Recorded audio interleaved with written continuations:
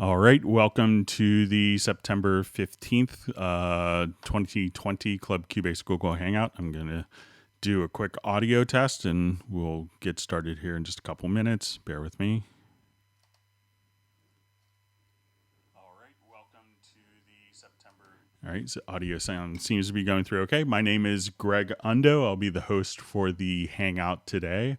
I work for Yamaha Corporation of America. I'm based in the United States. In Alexandria, Virginia, just outside of Washington, D.C. area, and I'll be the host for the Hangout. How the Hangouts work, if you haven't been on one before, is you could submit questions in advance by sending them to clubcubase@steinberg.de, or you could just ask your questions live in the chat field. So there's a chat field for the Hangout, so you could enter your questions in there.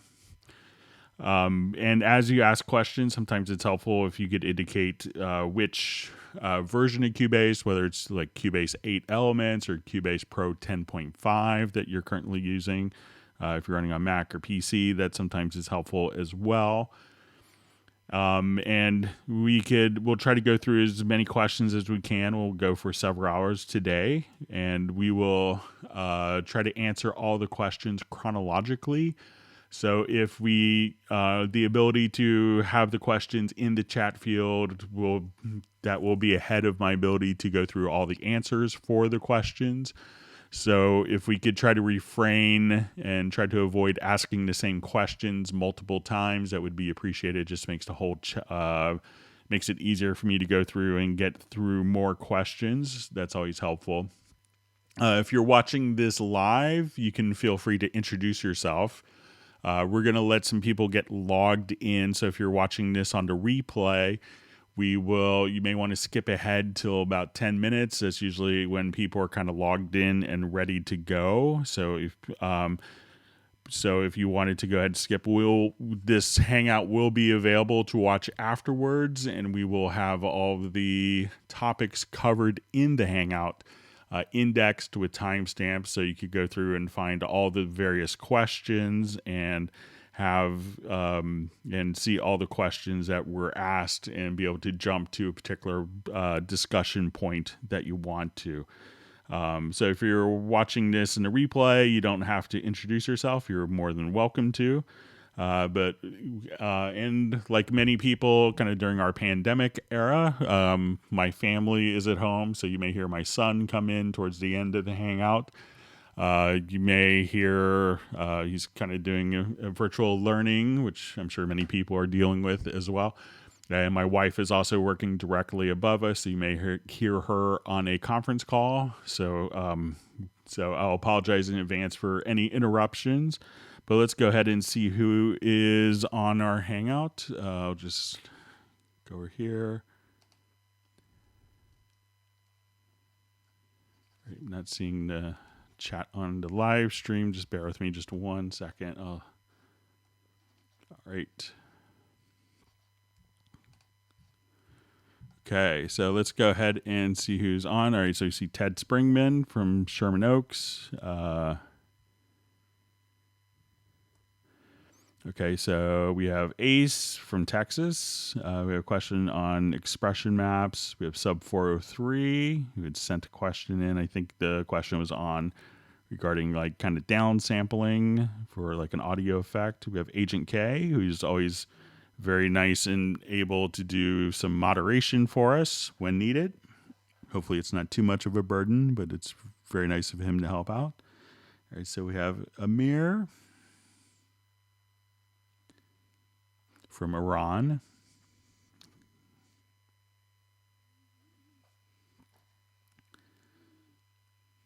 Okay. Let's see who else is on. All right, so we have Gareth from Bilbao. All right, so we have Sir Robert from Atlanta. Good to see you. All right. All right, so we have Sweden, Finland.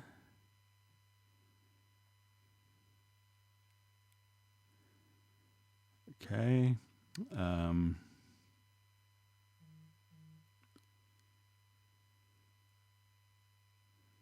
Okay, so we have Jazz Dude, who's always helpful in helping people out. So we have Colombia.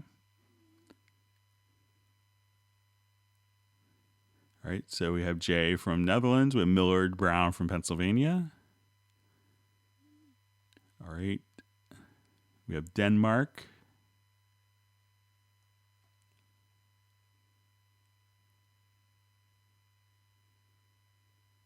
All right, good to see you, Rob Portoff. Okay. I saw your question, Rob, on Facebook, and I was going to answer it, and I saw that someone else had done it, but we'll try to get to your question. All right. All right, so we have Sub 403. He's normally from Calgary, he's in BC, British Columbia.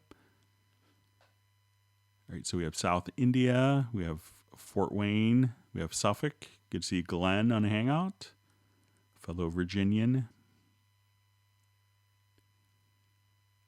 All right, so we have Ethiopia.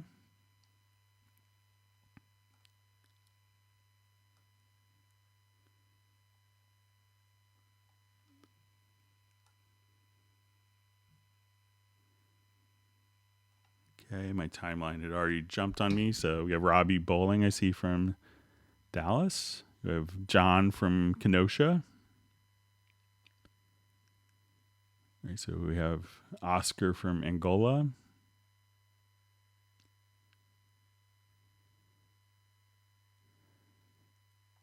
Okay, so we have Jan from Stockholm. We have Hans from Netherlands. All right. We have Kessler Man in Fairfax, very close to me, a fellow county resident.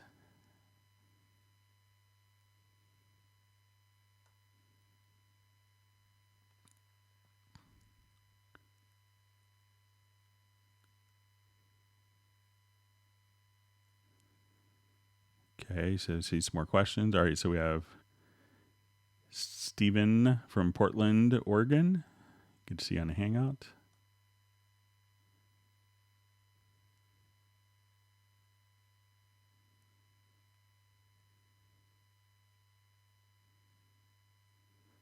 Okay, so I see a question from At the Source Studios. Please explain internal, external, and why to choose either. Is that with the clocking? So maybe if you could answer that question quickly, just to verify there's internal and external for lots of different aspects in Cubase. Okay, we'll get started here in just a couple minutes. All right, so we have Michael from Weatherford, Texas. Good to see you. All right, so we have India, Greencastle, Pennsylvania, Bavaria.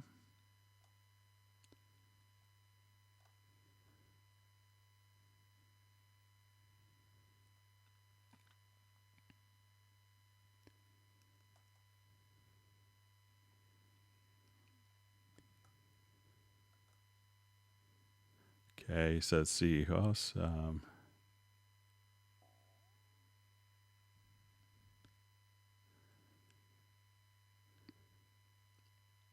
right, so we have Manipur, India. It's always fascinating having people from all over the world.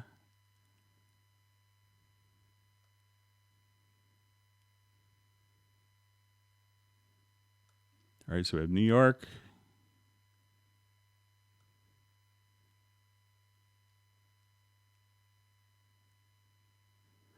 So I see, are the questions only in advance? No, the questions can be asked in the chat field, as you're probably seeing.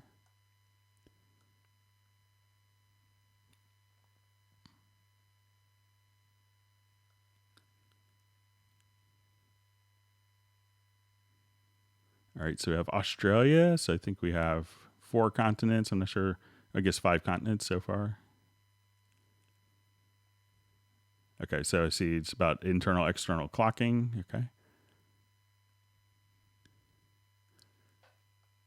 Okay, so let's go ahead and get started. So we have from Ted Springman, suggestion as a courtesy to the Cubase curious composers who resist downloading demo versions on their systems. Perhaps Steinberg could offer a virtual environment to get the feel of navigating menus. Yeah, usually kind of doing a virtual environment is, could take more work than coming up with a Cubase version. So that that could be something that's difficult to justify for development costs when in R&D resources, when there are trial versions, and that's why we kind of do a lot of different functions and tutorial videos. I think you'll see that Steinberg does, probably has more tutorial content than any other company, but I understand this suggestion as well. Okay, so another question from Ted Springman. Could you please demonstrate the best way to compensate for a slow attack VSTi patches and adjusting start times of all MIDI notes? So I'll just start. Let me just go to a different project here.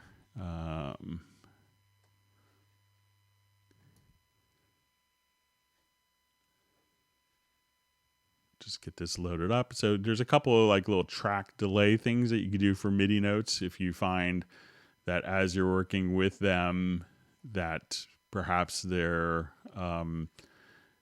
overall, with the slow attack you want it to be a little earlier. So I'll just add a quick instrument track, and let's just do a Hallian Sonic SE. We find maybe like a string patch.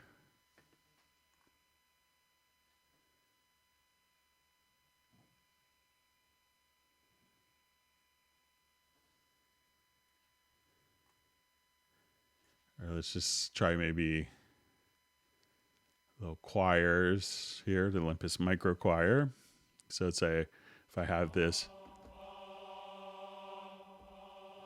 and let's say if we, let's see if we can edit some of the different parameters. So let's say if I want to do like a longer,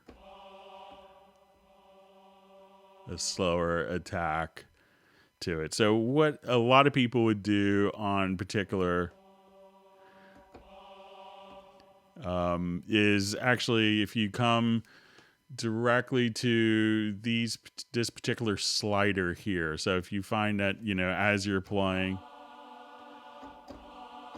that it's, the attack is not exactly like, if you want like a particular point in time to kind of fall on the beat, what you could do is just simply, you'll see this little slider here, and this way you could actually adjust the MIDI parts to come in earlier, and you could adjust, or I'm sorry, that's the pan, but if you go to this third icon here, you could adjust kind of in milliseconds, and you could have kind of a pre-delay on the parts. So I would just do a pre-delay directly there so that the attack of the particular sound could just line up directly on the beat. So you could just simply come here and just kind of adjust and tweak that parameter to have your pre-delay set exactly where you want it to be.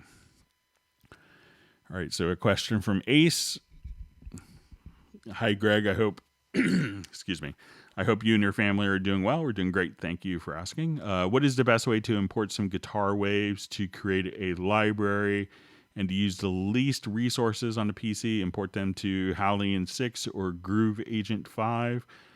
Probably if you're going to be doing like a library of different sounds, I think it's going to be kind of the same resources depending on if it's going to be playing and triggering back the same audio files, that there's not going to be a huge difference between doing it inside of Groove Agent 5 or Hallian 6, depending on, if for organization, you may, some people conceptually may not want to see, they may only think of like percussive sounds as being on drum pads. And when they look at a sampler like Hallian, where you can see the key mapping, that those things would be more tuned to like non-percussive, maybe more melodic parts. But, I think having the same samples in Hallian 6 or the same samples inside a Groove Agent would be, pretty minuscule in the differences. So it would be negligible in the differences between them.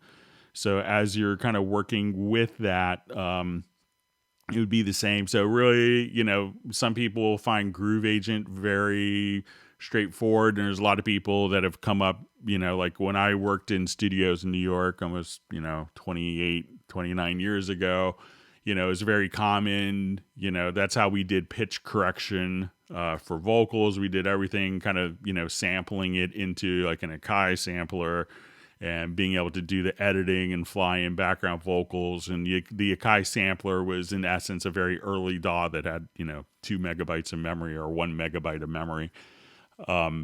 So, if you're coming from that perspective, conceptually, Groove Agent could make sense. If you're coming from a more musical perspective and come from more hardware samplers, doing it in Hallion could be a little more flexible. And it also depends on, how you organize the files and stuff like that. But I think as far as system resources, that it's going to be pretty negligible between the two.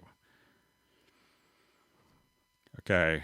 So I see expression maps seem to take a while to load. Is there something I'm doing or not doing that would make the load times longer? How can I shorten them up? So I'm not sure if, the expression maps themselves are generally pretty small. I believe they're just XML files, if I'm not mistaken. So if I wanted to just jump to a project that has some expression maps on it. So a lot of times, what people could confuse is not the expression map that takes a long time to load, but maybe the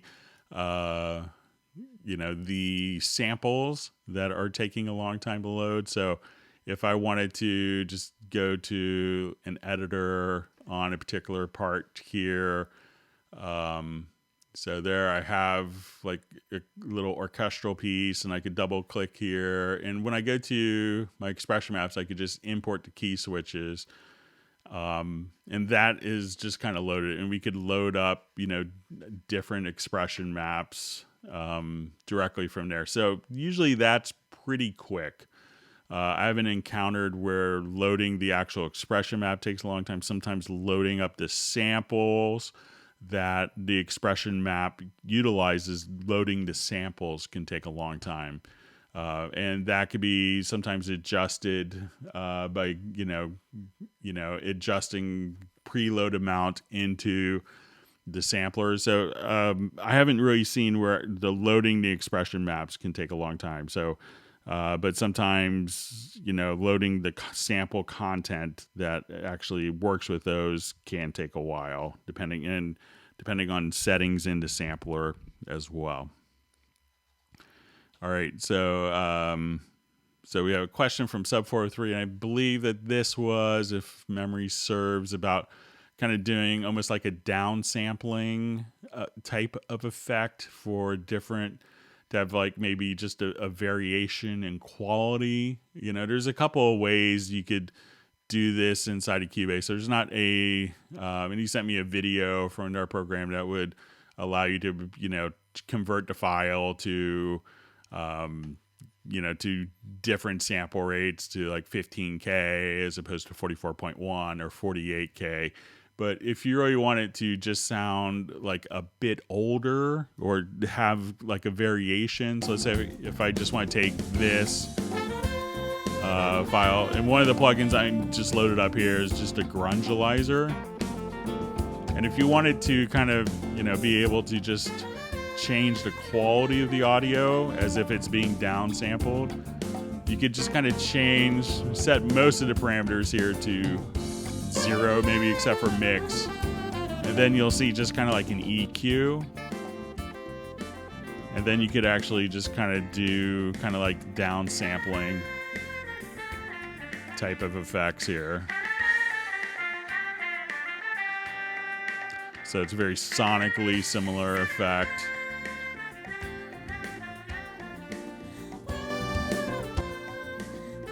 And then if you wanted to add crackle, and you can do it for 45 or 78 or 33 LPs. If you want to add noise, some distortion, if you want to add hum. You do 50 like Euro hum or North American hum, it's 60 cycles. So if you wanted to kind of change, so that would kind of give you like a down sampled type of effect.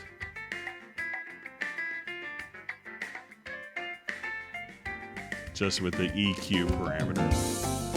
So I would try that. So if you want to do that to give an audio file, just kind of like a different flavor, that's a great way to utilize that. And that's just a grungealizer plugin, and that's found under distortion.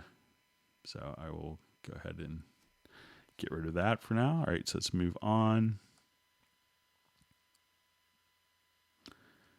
All right, so we see Vinny Sabatino on, so thanking me for sharing my brain. So hope it's not too crazy to follow. All right.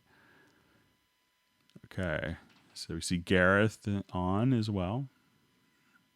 Okay.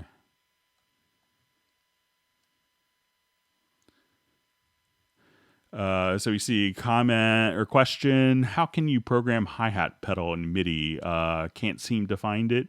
So usually what happens when you have a hi-hat control is the controller itself will kind of switch between different MIDI notes. So if you wanted to have like a half open or closed hi-hat, and as you do like a closed hi-hat, as you adjust the trigger, that would send a particular MIDI note message that aligns to the that kind of a closed hi-hat, or if you wanted to be half open, half closed. So, any of the like electronic drum kits, I have a Yamaha DTX Explorer 3, I think, kit in my studio.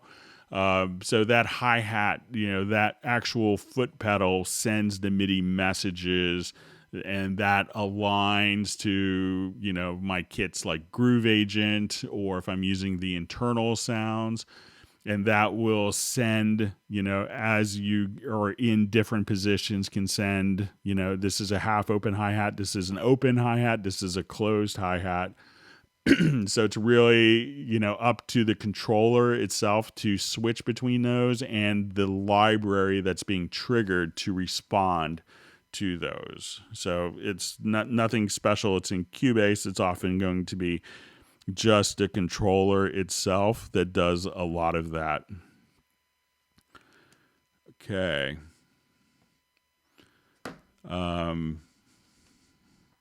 So, hi, Greg. I have a few tracks sent to the same reverb. How do I listen to the verb on one track? I tried using the listen button, but I still hear the verb from other tracks. So, as you want to do that, because if you're soloing just a particular reverb, so let me just set up a quick kind of classical thing here where we could add a reverb globally. Okay, so I will come here and I'll select all the tracks.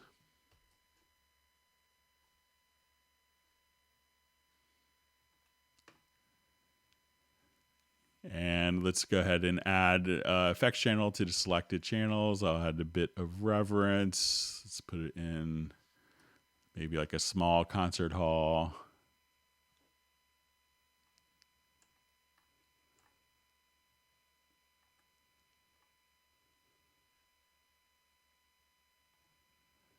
So put it in a wooden church here, and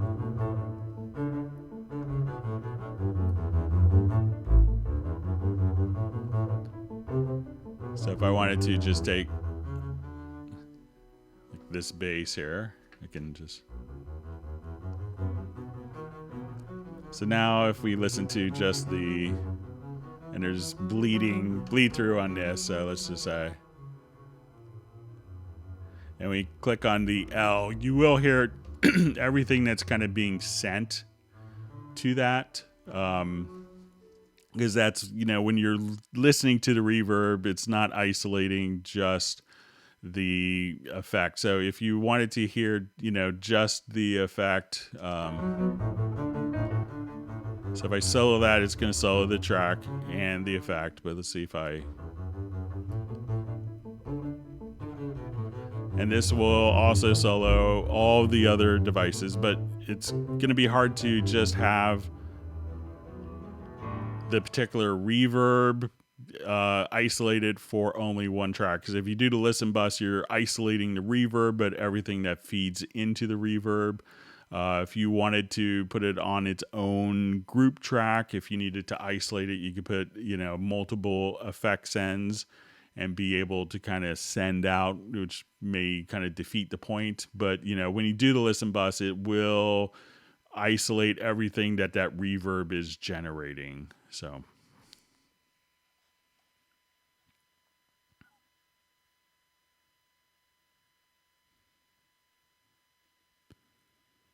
And if you wanted to isolate it a bit further, you could, just, mute the sends of the other tracks. So let's say if I'm here.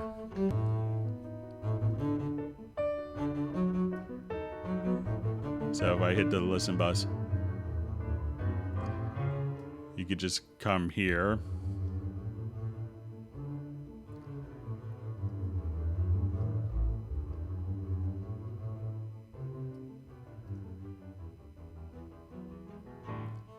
And you'll hear like there's bleeding on the microphones here. But you could solo that and even store that as a snapshot. So let's say I just wanted to come here. I'll do that as a snapshot. And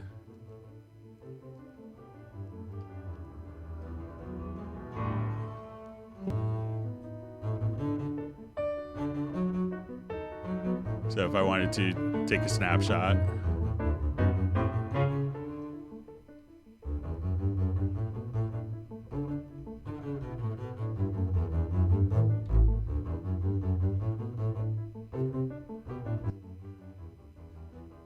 and then you could just kind of go back and forth between mixed console snapshots. So there, if you want it to be isolated, just take a snapshot. Then you could only hear the particular track that you wanted to, if you wanted to toggle back and forth quickly. Okay, let's move on. Thanks for great questions. Okay, so we had a question about from Rob that I saw on Facebook, and one of his friends, Doug LeBeau, had contacted me as well. Kind of, I think what Rob wanted to do, if I understood correctly, was to maybe record a talkback microphone in addition to recording two different people, and when the talkback is engaged, that the talkback is recording, and when the talkback is disengaged, that it pops out of record. So I just did, let's say we have the engineer on the talkback mic. We had Mary and Jim as voiceover artists. Let's say they're doing kind of like a podcast type of scenario. So I'm going to, first off, activate this particular project. And I will just kind of start off with, to make sure that I have in my audio connections, that when I come over here, we'll see in my control room, I wanted to have this set up to an input. And so one of the inputs on my audio interface for TalkBack. And I've just created an audio track, and what I want is for the TalkBack to be the audio input on that particular track. And on this track, I want it like, mono in one, or stereo in left, stereo in right, mono in two, whatever. So this track is routed to our TalkBack, and we wanted this TalkBack. So what we want to do is to now create a macro that will turn on the TalkBack, as well as record enable on a particular track. So I created a macro where we could come over here, and I just called it record TalkBack. And as we look at this, I want to, the first thing that I had is just an edit to record enable. and then in the control room, Talkback on and off. So what I could do now is I've assigned a keyboard shortcut to trigger this macro, and you can do it in MIDI or whatever you want to do. So I have record Talkback as Command plus Shift plus T. So I'm going to start off with these two tracks record enabled, and I'm going to select this particular track. And I'll start with this track not record enabled and with Talkback disabled. So I will hit my keyboard shortcut, or just to trigger the macro, from edit to macros, and I will say record Talkback. So that will enable the selected track as well as turn on the audio, the Talkback function. So I'm just going to hit record. And as we hit record, I will hit the keyboard shortcut to execute that macro again. And once I do that, the Talkback goes out of record. And let's say, okay, now I want to trigger that macro again. The Talkback channel goes into record while the other two tracks are just recording continuously. Okay, now I need to go out of the Talkback. Okay, so I could give my directions, give a clap to sync if I need to, or whatever. Come over here, just record enable. So you see that the Talkback is engaging and it goes into record enable. When I hit that again, both of those will be disabled.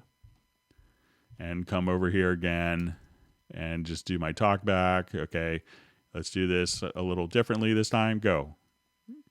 And this way you could have all the Talkback directions. You could be recording the voiceover artist independently. Say, oh, that was great. One more time, just a little better. Go. And at this point, I think this is kind of what Rob wanted to do. So this way you could just kind of hit that key command, or you could assign it to a controller, whatever you wanted to do. So again, just create a macro of these two steps, and we could do this in the key commands, and you could do the show macros, hide macros. So go to record Talkback is what I called the macro. So it's edit, record enable, control room, Talkback on and off. Start with the Talkback track not record enabled and the Talkback not enabled. And then you could just continuously record on these tracks, and once you trigger that, that will turn on the Talkback as well as the record enable simultaneously for that. Okay, so I hope, Rob, that helps you out. Let me know if I'm totally misunderstanding your question now. All right. So we see Taylor from Pine Grove, Pennsylvania. I always like to point it out because my aunt lived like 2 towns away. Always loved going up there to visit. Okay.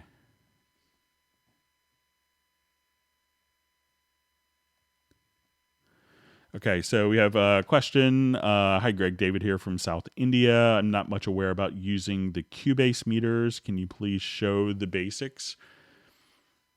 Okay, so let's take a look. So we'll just jump back to this. So we're going to have some metering going on here. So when we look at meters, we could, as we go to look at meters, we can see our meters kind of laid out for us. And I'll just get rid of the reverb here quickly. So as we look at meters,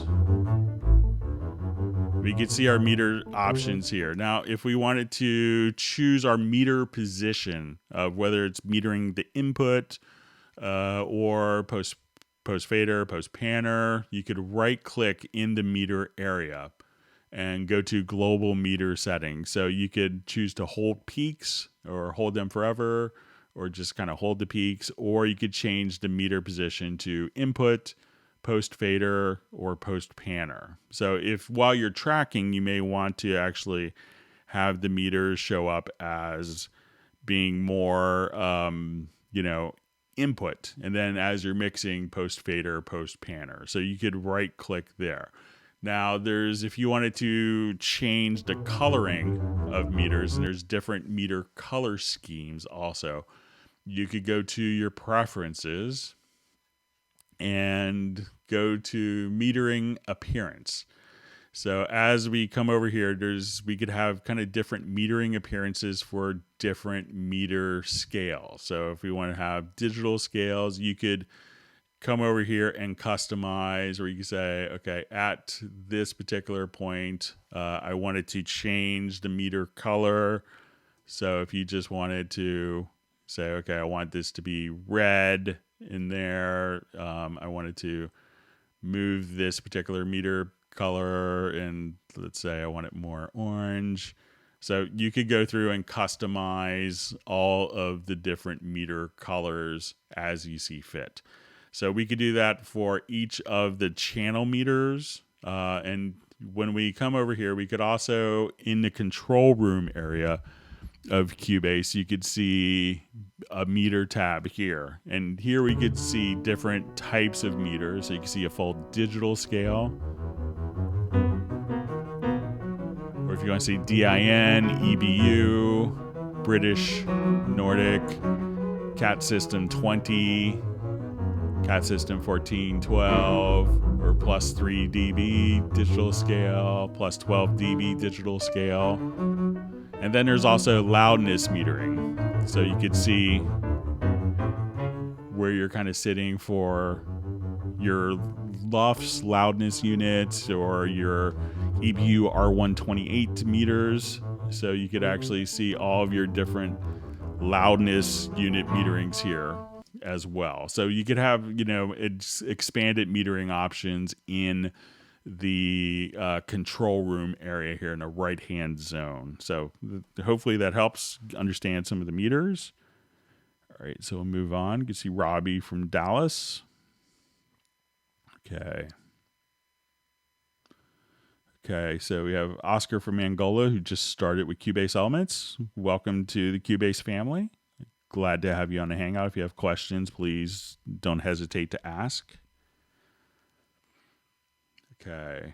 So it says my girlfriend has Cubase Elements 10, Steinberg UR22 Mark II. When recording, she gets error audio dropout detected. The recording stops, gets erased. Why? And can something be done? Has a very old computer. So if you have a very old computer, that may be kind of indicative. If it's a really old system, that, the hard drive I would try to, if the hard drive has been used for years and years, I would try to do some drive maintenance, maybe do like defragmenting the hard drive. And a lot of times that could clean it up.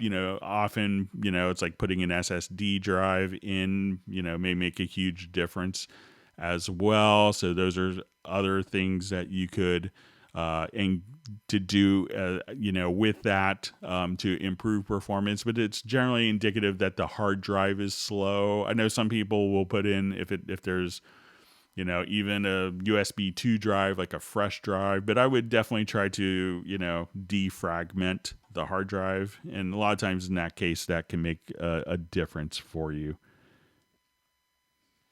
Okay.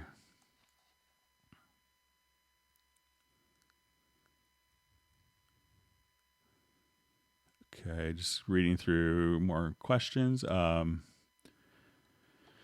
So question, is there a way to zoom in and out vertically, either with keyboard or mouse scroll wheel? So with the keyboard, you could kind of zoom in and out horizontally with G and H. So it's H and G. So if I hold Shift G or Shift H, we could zoom in vertically on particular parts.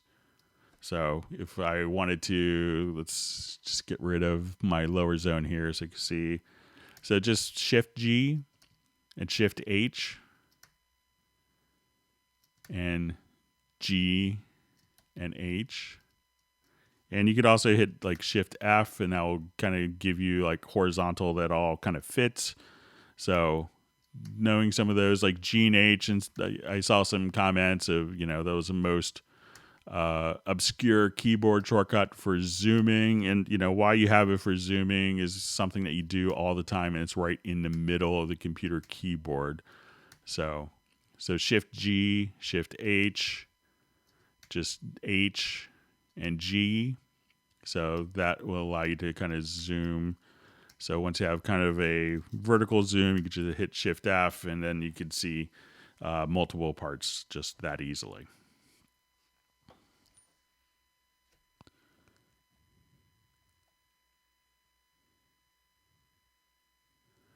Okay, so I see a question in Spectralayers 7 Pro. Can one choose between OpenGL and DirectX in the preferences for display?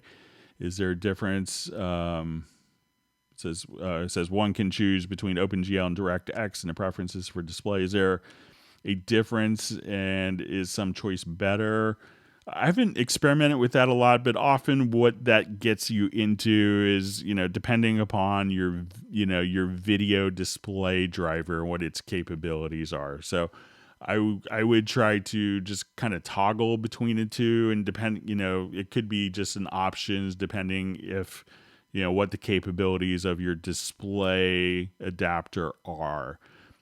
So that's probably that would be what I would think it would be doing. So check to see if it actually makes a difference, or is clear, or has better performance. Okay, next question. Can I use Wave plugins in Cubase Elements? Yes. So Cubase Elements, you could run any VST plugin, including Waves. So I know with a lot of kind of other companies have their cut down versions where you can't run any third-party plugins, but that's not the case with Cubase. So we invented VST. We want you to use whatever VST plugins you want.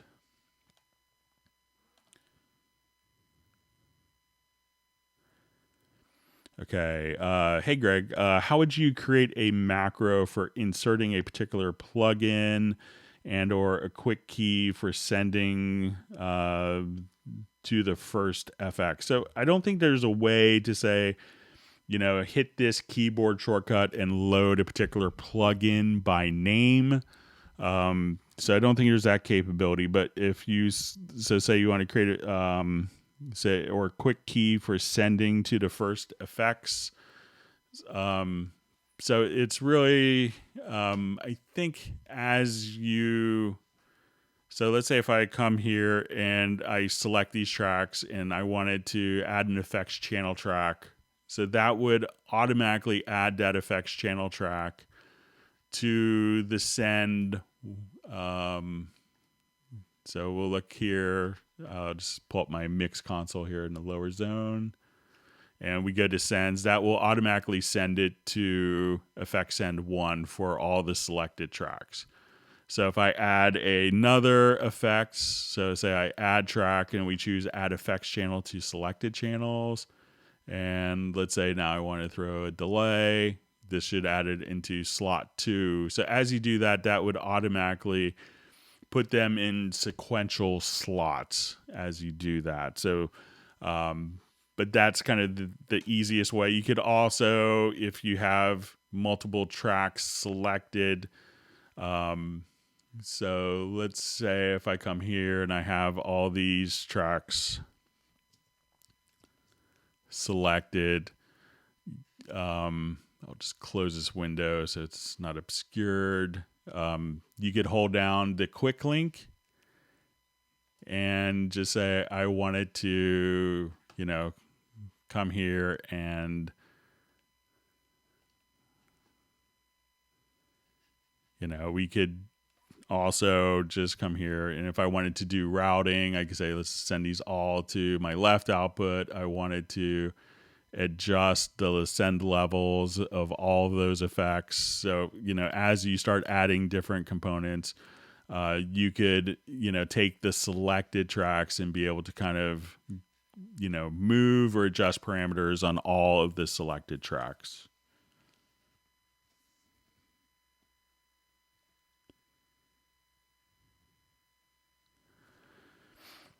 Okay. Okay. So we see from. Okay. So please explain internal, external, and why to choose either. So, and I think we had the clarification that this was for internal, external clocking. So, depending on your audio interface, if your audio interface has like a BNC word clock connector or has a digital connector, when you go to the audio interface, you could see the option for externally clocked or not. So some devices, if you are synchronizing, let's say to a tape machine or to a video deck, you would generally send like SMPTE time code or MIDI time code to a box, and that box would automatically convert MIDI time code. It would convert the time code to MIDI time code that the computer could read, but it also needs to send clock so that it generates the clock signal so that the clocks are synchronized. So if you're synchronizing, you need to set it to external clock. Different audio clocks can have and can affect the quality of the audio as well. So there's a lot of people would buy clocks, in the old days, they would buy Aardvark clocks were very popular. Then it was getting into Big Bens by Apogee, and then the Aardvark guys. I think the founder of Aardvark went on to start Antelope, and they have clocks. So a lot of people will use an external clock and use the clock of that because they feel that, because it can improve the audio monitoring quality. So with that, and if you have an expensive clock, you could tell, instead of using the internal clock of your audio interface, you could say use the clock and derive the clock from the master clock. Now, if you have multiple digital devices, like let's say you have multiple converters, you have a digital console, you had digital tape recorders or hardware recorders, you would want to have a central clock that could send the same clock out to all those devices so that they're resolving to the same device. Now, if you have an audio interface, it's like a 2 in, 2 out, something like a UR22, and it doesn't have digital connections, there's no need to utilize external clocks. So, but if you do have like an Antelope, like atomic clock, and you wanted to, have the benefit of that clock for your audio monitoring, that's when you would put it into external clock. So it could really depend upon your audio interface. And if it's a digital audio connection, you can say, I want to clock off the SPDIF, the AES, or an ADAT digital audio connection. And that would allow you to have the clock of the main source kind of be replicated to multiple digital destinations. So if you're doing everything internally, you may not need a clock. If you own one, I know a lot of people that, bought an expensive clock and are going to use it, so they need an audio interface that, will have the clock to work with that. Okay. So a question from Gareth. I've always found the audio in always seemed to be about 10 dB higher than the track channel I'm recording on. Any idea? And I thought I saw a couple other comments from Gareth. Let me just see. Just to be clear, both meters at 0 dB with whatever audio is coming in. It's happening internally in Cubase. So usually if it was kind of, I would check a couple things. One is, all right, it says 10 dB higher than the track channel. So, and I'm just going to read the second comment here again, just to make sure. Okay, so both meters at 0 dB and whatever is coming in, it's happening internally in Cubase. How I would test this, and I'll try to mute this because it's going to be incredibly annoying. Let's just do a new project. I've seen some discrepancies when people just...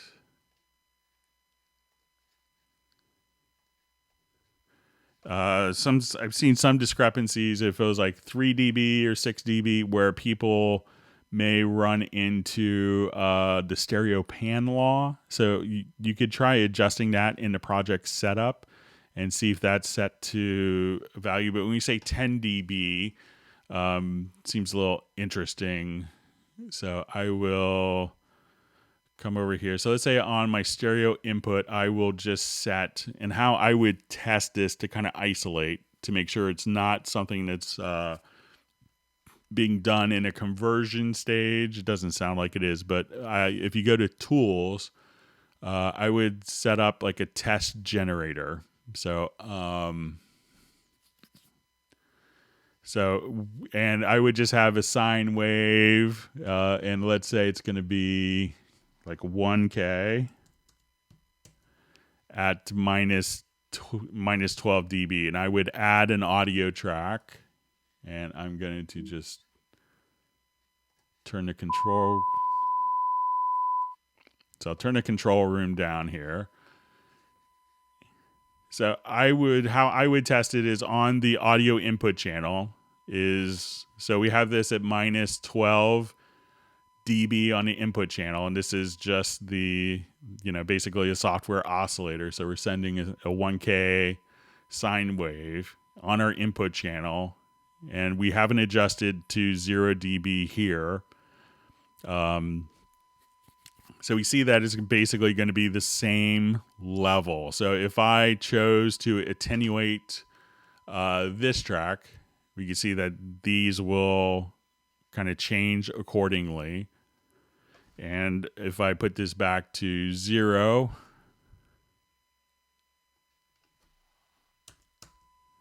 that those are going to go ahead and match perfectly. So if I had my panning law set to say minus 6 dB, as I would adjust this stereo track, we would see that there'd be a change in the panning there, like that. So that could be a factor, but when you say 10 dB, that's kind of doesn't seem like a panning law issue. Somewhere else where you could check is to make sure that you don't have a gain adjustment here in the pre-gain on a particular track. So that could skew it, but so I would see, that's an area where you could add gain plugins. If you have a compressor or dynamics plugins, and we have the gain, set to, set higher, that could do that as well. But I think it's going to be kind of a plug-in that's causing that, or the pre-gain here. So I would, try just running, put the oscillator, and you could find that under the, on the input channel here.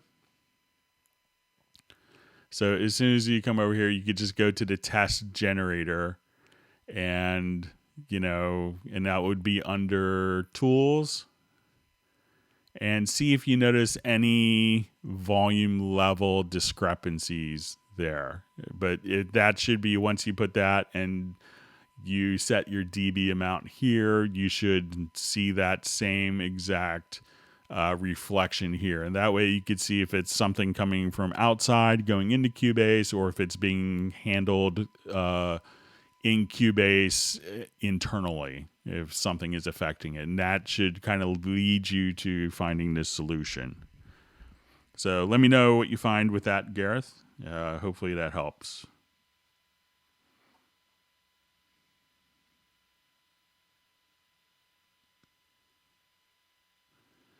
Okay, and I also see with the internal external clock, it says I have some analog gear, compressors, EQs, etc. So if you have analog compressors and EQs, internal external clock won't really make a difference. But if you were accessing them through digital connections like SPDIF, AES-EBU, or ADAT or Toslink, at that point, that's when it can make a difference for you. Okay.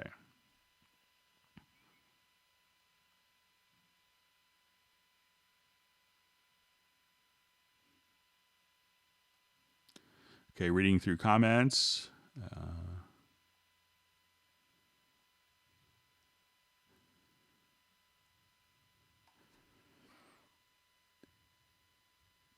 Okay, so question, is there a way to view all channel strip modules in Mixer, but in the same order, so they're not all mixed up and jagged, EQs in line, saturation in line, etc.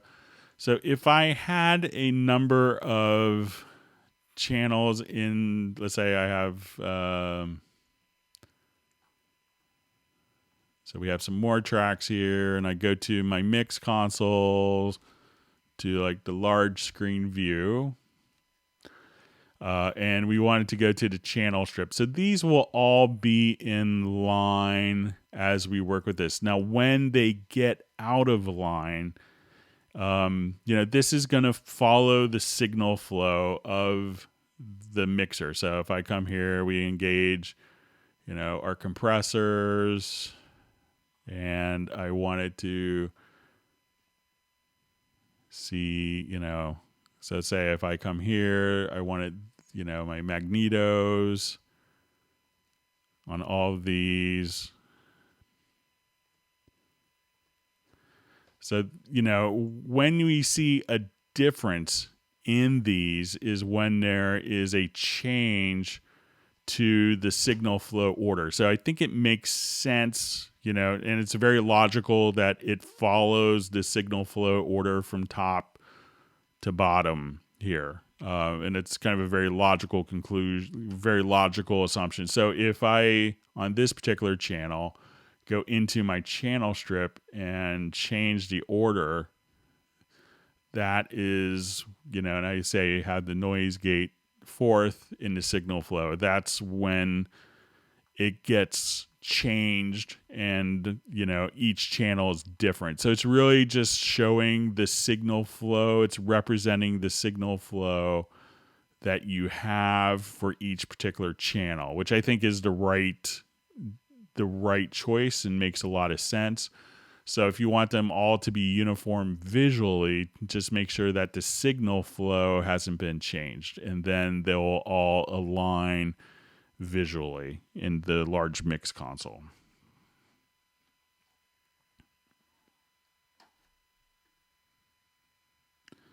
All right, so we have Groove Q says, I'm almost never awake for this, from Australia. That's great. So we have 5 continents.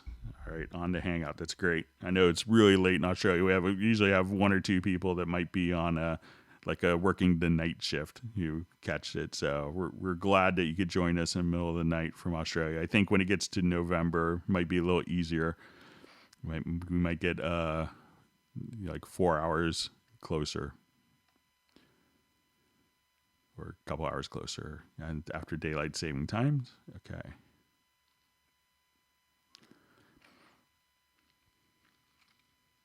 Okay. Okay. I also see Gareth has his pre-gain set at 0. We're about the gain structure question. And also, Gareth, thanks for sending the track. I enjoyed listening to it. So really nice guitar playing on that. Okay.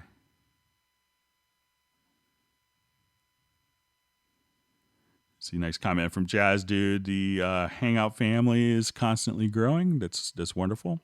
And if you have gone about an hour, if you've learned something new or a new tip or trick, please feel free to hit the like button. And if you haven't subscribed to the channel, make sure you subscribe, and you could be notified of future videos and future Hangouts.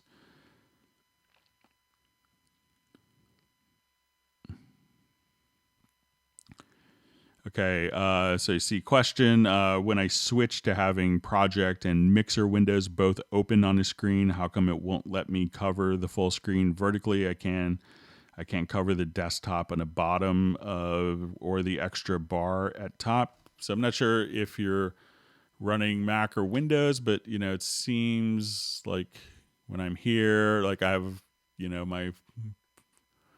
I could do kind of my full mix console window. I could see these two windows if I can just kind of toggle back and forth.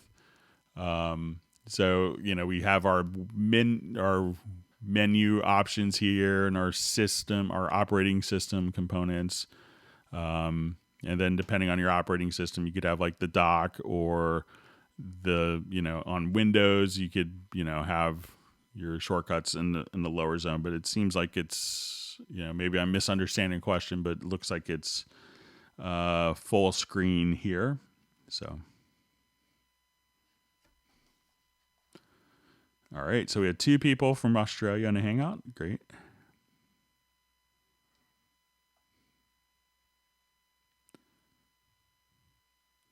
All right. So we have Jason from South Shields, England. Great to see you on a Hangout again, Jason.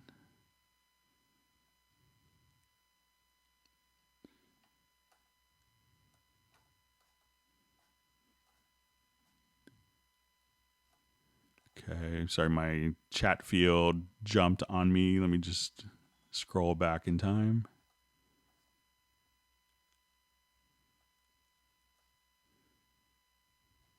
Okay.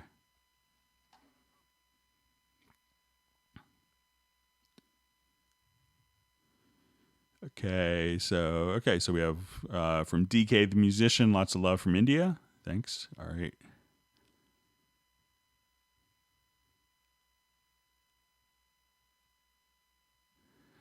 Okay, so we have a question. Can you explain audio routing differences between track instruments versus rack instruments? What's the purpose of each? Originally, we had, instruments that would be in a rack, and this was very similar in concept and analogous to having like a VSTi instrument rack. So if I came here, I could have my rack of tone modules. I could say, okay, I got a groove agent. I have, retro log.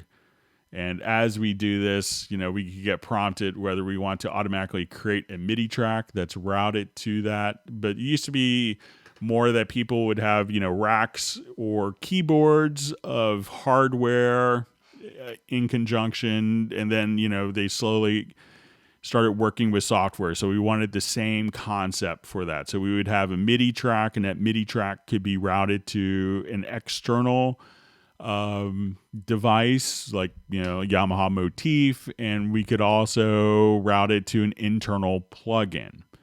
And as we did that, we wanted to simplify the process. So that's where instrument tracks come from. So it used to be that the instrument racks could be multi-timbral, and we wanted the ability to have multiple outputs. So if you have an instrument like Catalina that you could have, 32 outputs, or Groove Agent could have 32 stereo outputs.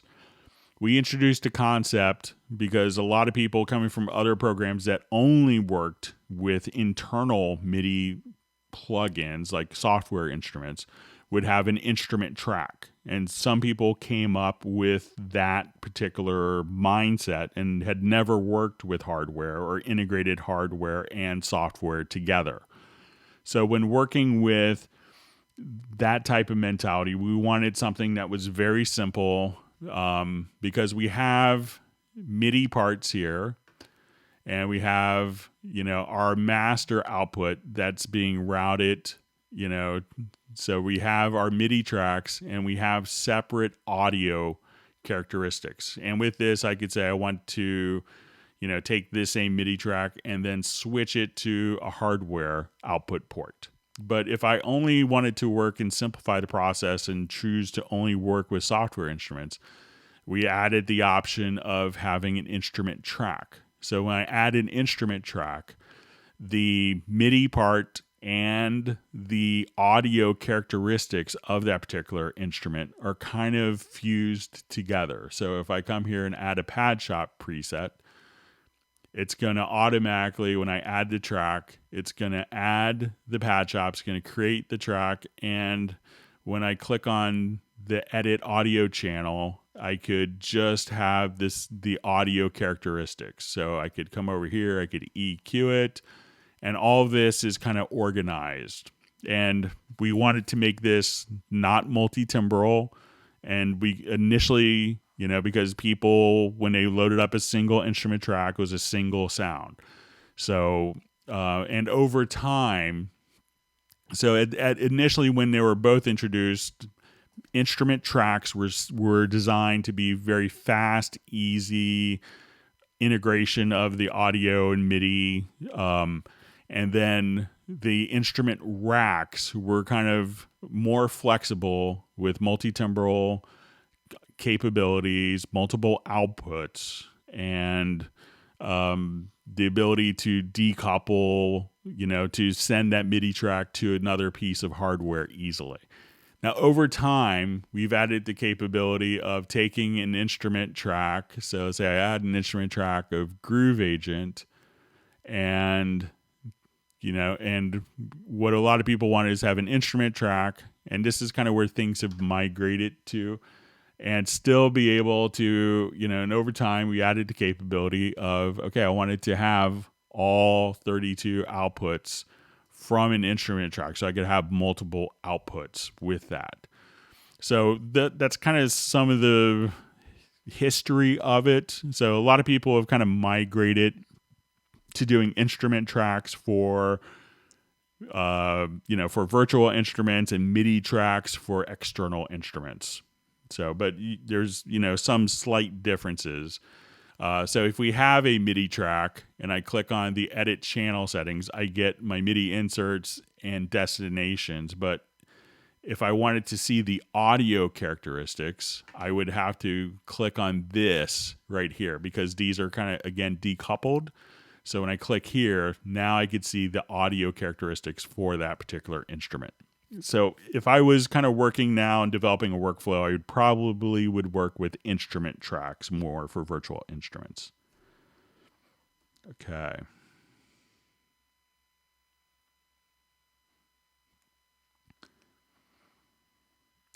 Okay, so hi Greg, Jay from Connecticut, requesting added expandable grip window, very easy. It'll only appear when turned on. Will custom finger with touchscreen navigation zones to prevent accidental selections. So I guess, so I understand the concept of kind of the grip window. So a lot of so especially if you're doing touchscreen stuff, so I could pass that on as a feature request to development team. All right. And to our product planners.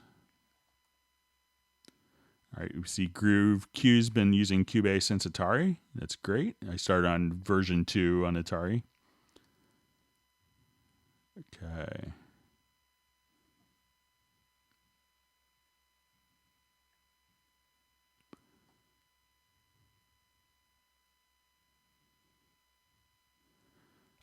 So you see a question, which version of Cubase is this? 10.5 Pro? Yes, we're running Cubase 10.5 Pro is what I'll kind of use for as much of the topics, unless someone specifically asks for something in Cubase Elements, or if I have to check. So.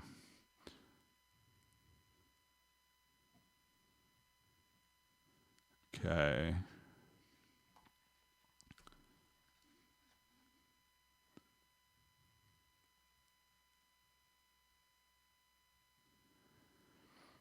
So we see a question from at the Source Studios. How can I adjust Hallian Sonic to use less computer? Seems to be a little hungry. So some of the things that you could do. So if we have, let me just add an instrument track. So if you could do this in Hallian Sonic or Hallian Sonic SE. So I'm not sure which one. So if you're running more sounds, some of those can take more processing power. So, but if I add an instrument track here, sometimes some of the memory may be allocated a little conservatively. So if you're running a lot of different tracks, and if you go to options, you could choose kind of a higher preload amount. And something that a lot of people don't understand at first is like when you run a plugin, this plugin can only, and how programs work and DAWs work is, this one particular plugin can only take one processing core. This plugin could take another processor core. So running one instance of a plugin doesn't map it across multiple CPUs if you have a multi-core CPU, which most people do these days. So you'd probably get better performance kind of if you have 16 sounds in one instance of Hallian Sonic. Instead of doing it 16 sounds, you may be totally killing one processor and not affecting the other processor. So you'd probably be more efficient to run 4 instances of Hallian Sonic or SE, Hallian Sonic SE, with 4 sounds loaded, and that could allocate and spread across the CPU more efficiently. So those are a couple things to try.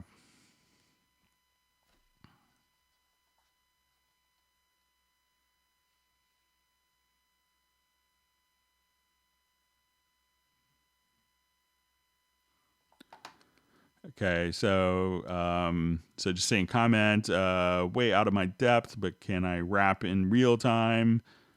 But I can rap in real time. So, that's probably harder than running Cubase. So, but if there's any particular questions you have, just let us know. We can answer easy questions as well.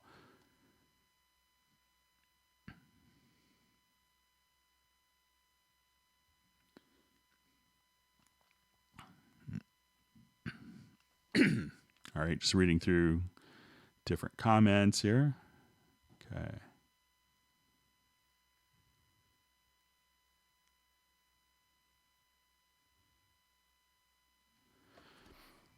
Okay, so please show the best way, highest quality to save MIDI files. Example, to transfer drum MIDI to another project or send to someone.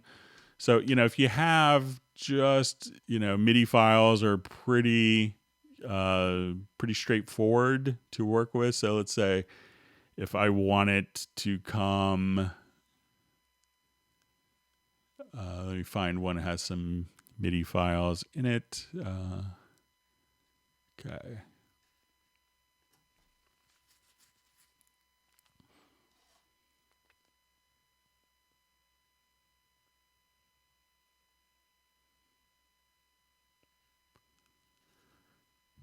All right. So really with MIDI files, if you wanted to, exchange them is, just all you really have to do is to export MIDI file. I saw some discussion, some guy who had older projects in Cubase, VSTi, and he had a lot of confusion because he wanted to figure out how to download the SX3 to take his Cubase VST, from like 1999-ish files and have those archived so you could open them in Cubase 10. But it's really when you just export a MIDI file, everything that's MIDI in the project can just simply be exported as a MIDI file. Now, when you do that, it doesn't really save, it just exports the note. So it doesn't save what instruments they were played with. So it's always a good idea to, like, in the name, say it's this instrument, this patch, or, program change, bank change is what people would do in hardware days. M1 patch 53 or name the sound in there so that people could do that. So your MIDI files will automatically work. And, and the guy who was doing the translation was under the impression that, MIDI files had only 16 tracks could be exported in a MIDI file. And there's no limit to how many tracks can be exported in a MIDI file. So you don't really have to do anything special in Cubase. You could just export the MIDI file and import that. So if that person was running Cubase and they had the same instrument, you could, take the whole thing and export it as a MIDI loop. So if you glue all the parts together, and what a MIDI loop does, so if I select, let's say, particular parts here, and let's say I just glued this together. I'll just come here, hold down my Alt key, and now I've made kind of one happy part. We could choose to export this as a MIDI loop. So on instrument tracks, so let's say if I just had this copied down to here. So if it's on an instrument track, at this point, you get a file to export MIDI loop. And the MIDI loop would actually contain what instrument was associated with that, as well as what, and all of the data as well. Whereas the MIDI file is just going to give you kind of what notes are actually in the part, but not what instrument. But we could think of MIDI loops as being for like individual parts, and MIDI files could be like, 100 different tracks of MIDI all done together as one collective entity.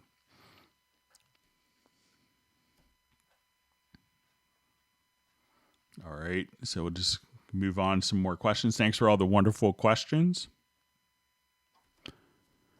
All right, just do a check on something really quickly. All right.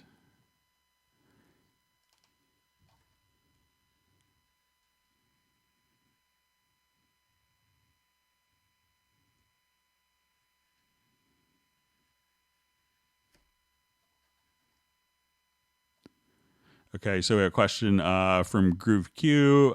Hi, Greg. Question part 1. Mediabay and preset loading is very, very slow to the point where a Mac OS, even track presets, seem to take forever. So, one of the things that you could do is, so I'm running on Mac OS, as you can probably see. So let's say I just go to my Mediabay, go to factory content. I may not have any user content. So if I'm looking for audio files or factory content here, we could search for different, functions as we want to work with this. Let's come over here. Just, so if I wanted to go to, track presets, we could go over here to all my track presets, and this, that seems pretty fast and responsive to me. One thing that a lot of people miss is it could be slowing it down is a preference. So if you go to preferences to Mediabay, there's a preference here for scan folders only when Mediabay is open. So I would try to make sure that that isn't checked. And a lot of times, I see people when they have that checked is Mediabay never gets a complete scan done. So make sure that you go through and, if you have like, let's say, a bunch of files like pictures, you have like all your family pictures, is to go through in your Mediabay and make sure that, you have, particular folders, go to your My Computer and have it not look in particular folders. Also, if you have lots and lots of loops or lots of audio files and tons of presets, if you go to your preferences, there's a maximum items and results list. I think you could jump that up to 100,000, may default to 10,000. So you could be kind of creating an artificial buffer there as well. So I would try those things, and I think one of those would do the trick for you.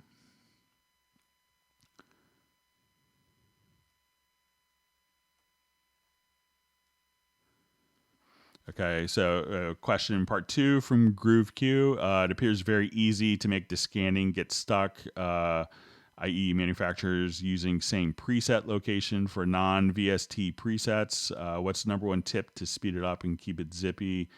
Yes, I've got an SSD. So, again, if you have particular folders, go over here and don't open the wrong window, but, choose particular folders that you want for it to look in. So, if you don't want it to look in folders, just uncheck that. And that can make a big difference as well.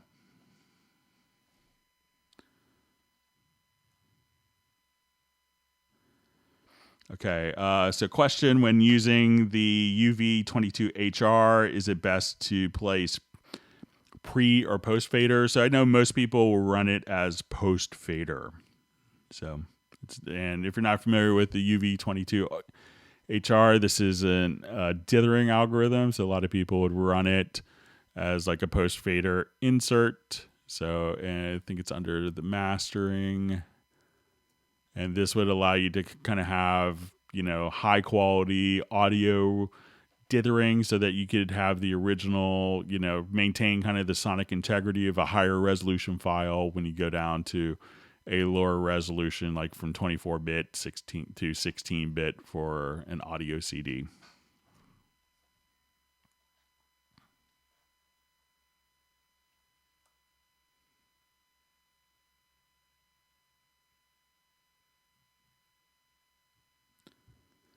Okay, so it says last hangout, someone had a question regarding vocoders. The XLIS Lab X201 vocoder plugin can use external inputs both as a modulator and carrier audio. It ought not to be able to do. It ought to be able to do what the asker wanted. Thanks for the tips, Sven. I think that was for Ted Springman. So. And just as a freeware alternative could be the Tau vocoder. Thanks for sharing that, Sven. All right.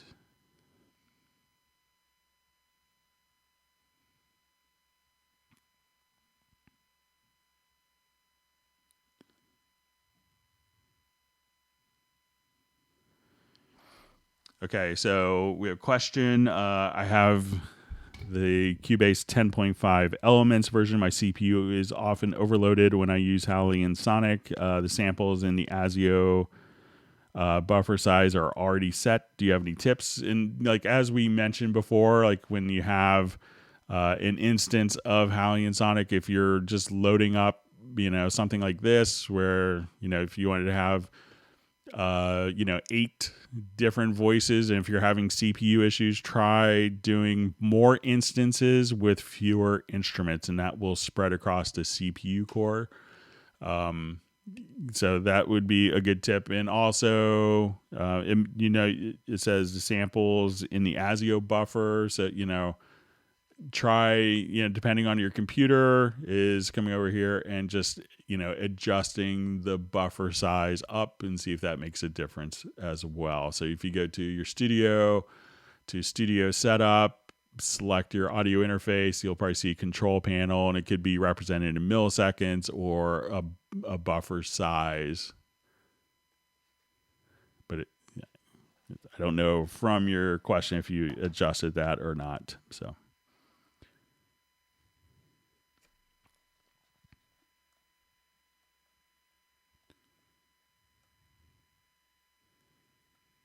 Okay.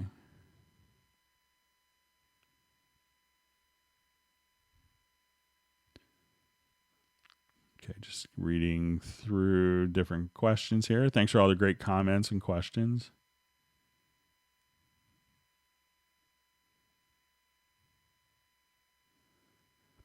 All right, so I guess we helped out with Sub 403's questions. So I'm referred to as a sensei. I'm honored. So my friend Daryl Pearson, who's a big R&B producer, calls me a sensei too. So another honor.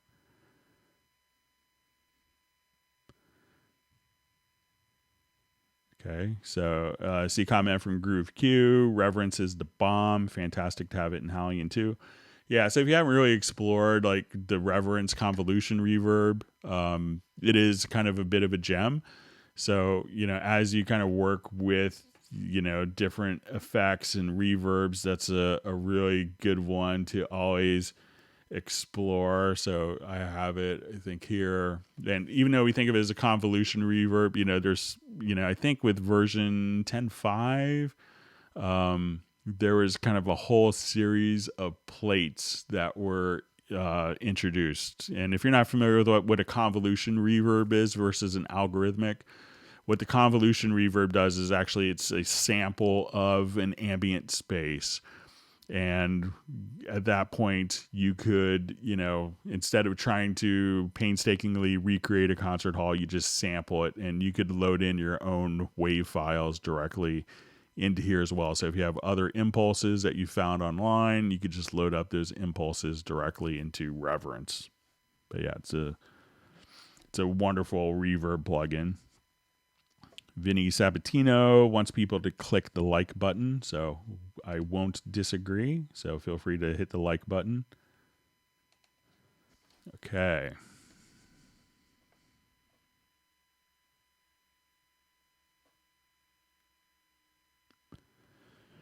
So again, Greg, how would you create a macro to automatically add a particular plugin? I've got the Softtube Console 1, and it would be great to create a command key to add the plugin to channels as needed. So when you do that, again, I don't think that there's a particular way of doing that, but if you wanted to go to your inserts, this is, not a hateful way of doing it. Say I wanted to add my Softtube Console 1 to all these tracks, just select them, go to your inserts, hold down Alt or Option plus Shift and choose your plugin, and that will automatically add, that effect, like your Softtube console to multiple tracks. So there isn't a way to, say insert effects, because then it could be, okay, we want to add an insert. It could get tricky when using it as like a key command, because let's say you add an insert, you say I want to add this to insert slot 1 to 30 tracks, but there's already an insert in insert slot 1. And there isn't a way like within a macro to to trigger like, a particular name for a plugin, but it is pretty easy just to, add a particular plugin to multiple tracks, I think, in a couple mouse clicks.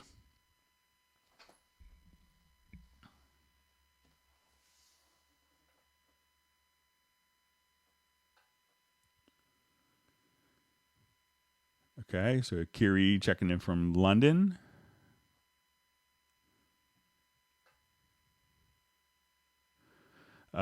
So I see at Source Studios, what are those crazy boxes above your faders? And it's probably when if I go to this project, I'll activate it. So when you see these boxes, this is a surround panner, because this particular project has a 5.1 output. So when I go to my mix console, I see these, and this is like a stereo track that's this indicates that there's a 5.1 output. So if I go to my audio connections and go to my 5.1 output here and remove the bus, you'll see that these will look more conventional. So as soon as I do that, then my panners will adjust accordingly.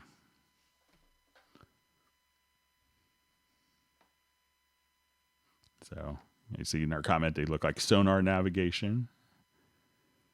All right, so we have Captenergy Music. Good to see you on a Hangout again. I hope I say your handle correctly.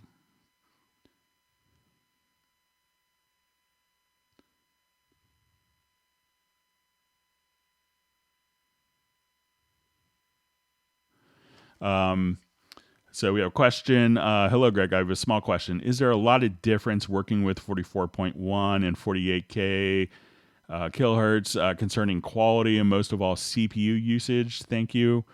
There's not a significant difference. I would say that if your audio is suffering, it's not the sample rate's fault. It's always, like when 96K was the elusive thing of the future and you had it, everyone wanted to do 96K, and then, it didn't necessarily make most people's recordings didn't dramatically improve.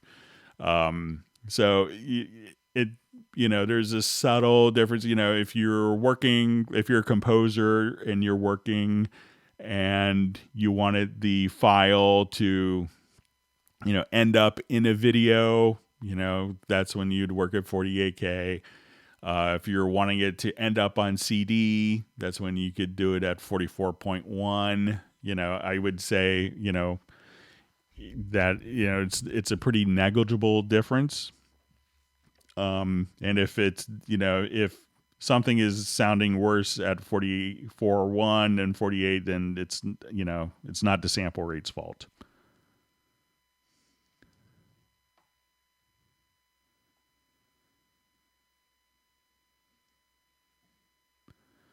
Okay. So let's say,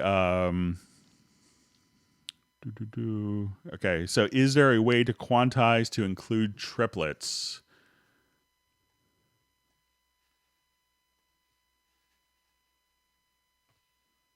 Okay. So let me just jump to another project here quickly.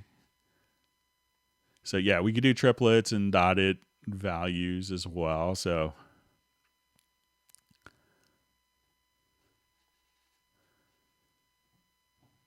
let me just say, if I come here, I'll activate the project so we could hear it. That would be helpful.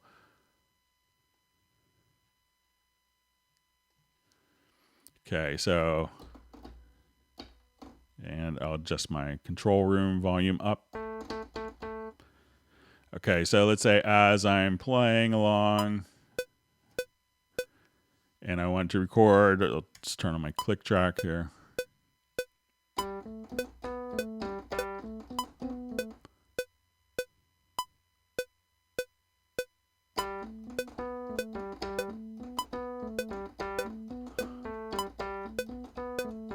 All right, so let's say that's my horrible attempt at triplets that need to be quantized. So really all you have to do is, if you wanted this to be eighth note triplets, when you go to your quantization value, you could come here and just say, okay, I wanted to do this to eighth note triplets, and now hit Q, and as we listen to it, hopefully. So that's really kind of all you have to do is just set the value here to eighth notes or eighth note triplets or dotted eighth notes. So I see question the other day, I encountered a glitch that removed all my custom key commands that I made over the years. Is there a way to get them back? So probably what you could do, if you saved them, you could come over here and go to your key commands, and so it's always a good idea to save your key commands or save a profile. And you could see kind of like various key commands here. And I know that if you don't have them, I think you recently, if from our discussions, that you had 9.5 and you recently jumped up to 10.5. So if you wiped them all out in your 10.5, open up 9.5 and just go to your key commands and choose to save your key commands there, and that should automatically carry over into 10.5. But I always just, and if you just for like situations like that as a backup, and I encourage everyone to do this, is like, go to your profile manager, and and the profile manager can store your key commands, macros, your track presets you've made, your plugin presets, your global workspaces, a lot of different things, and save that. And you could email it to yourself, put it on a flash drive, put it on a Google Drive or a Dropbox. And anytime you go, you could always have all those settings, like even if you go to like a friend's studio and just make that and do that for you, So check those things out. I bet you could get them. If you can't get them in your 10.5, you didn't save them, go to your 9.5. All right. So we see a comment from Rob Podorf. Thank you, Greg. And I think this is with the recording of the Talkback. That's brilliant. You just saved me about 5 days of trying to figure that out. All right, we're glad we could help, Rob, and glad that Congratulations. I know you got the award for, I think it was a film project. So I saw it on Facebook. Congratulations on that. And glad that helped. And thanks, Doug, for explaining it to me what you wanted to do. All right.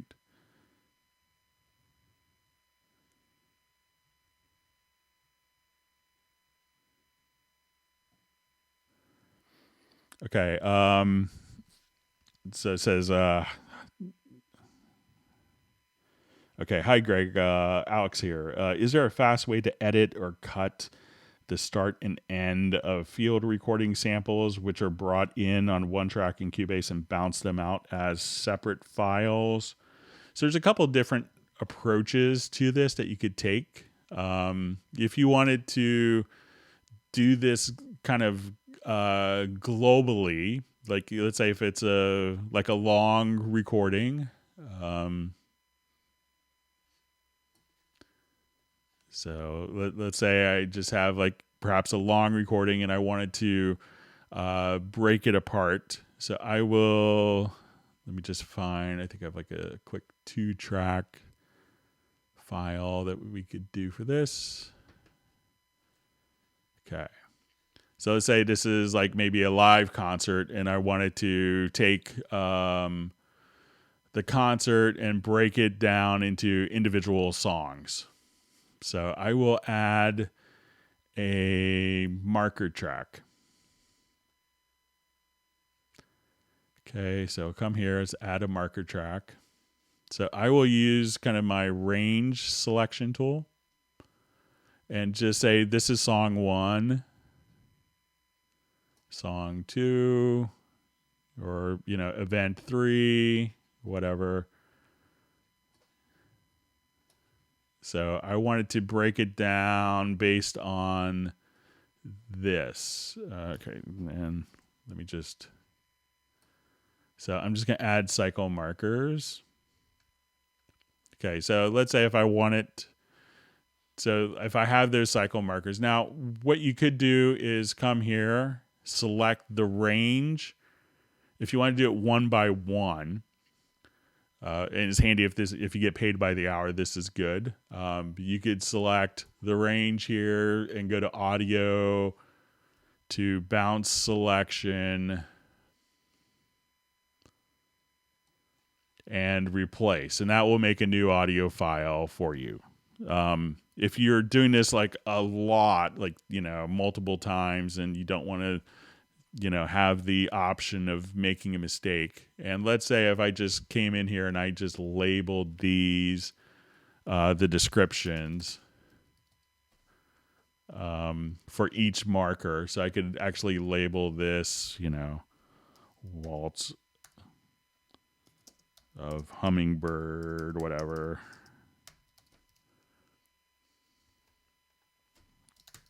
Just put in some random gibberish.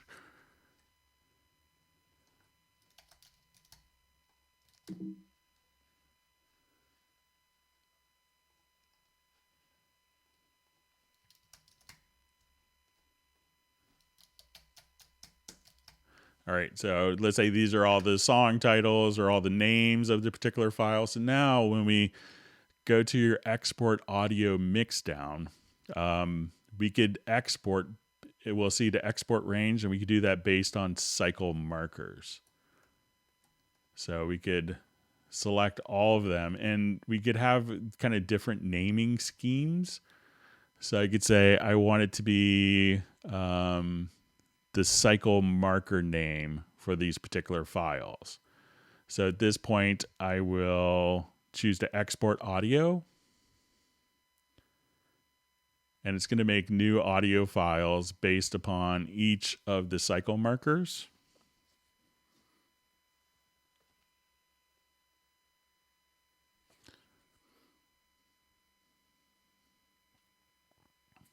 If I did everything correctly here, just kind of go through.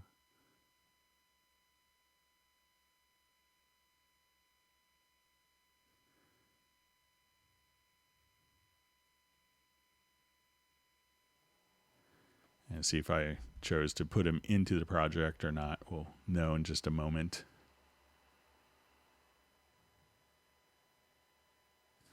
So now each of those cycles I chose to is now on its own independent audio file that has the name of the track from the cycle marker, just kind of all done in a very automated process.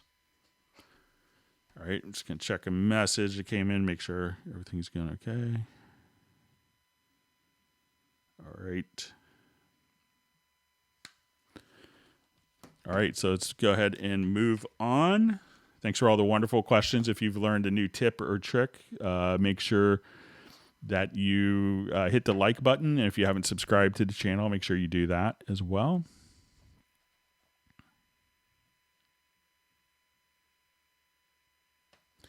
And another thing we could do here, just an added thing, if you wanted to just crop the audio, if you grab the range selection, you could also just come here and from the range, you could choose to crop, and that will kind of get rid of the end files, and then you could bounce the selection just like that. So if you, again, just select a portion with the range. So if you say, I don't want this or that, go to edit, to range, and crop, and then you could bounce selection and have a new file. So there's a couple other tips for that.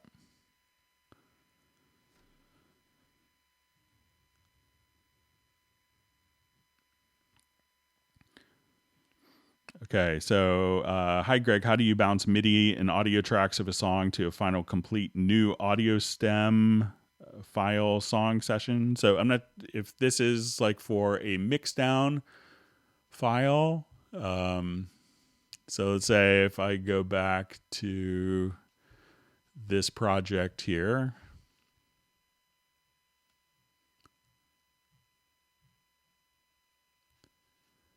and I'll just revert this because I probably destroyed the song. Okay, so if I wanted to just do a mix down of all the files in this particular project,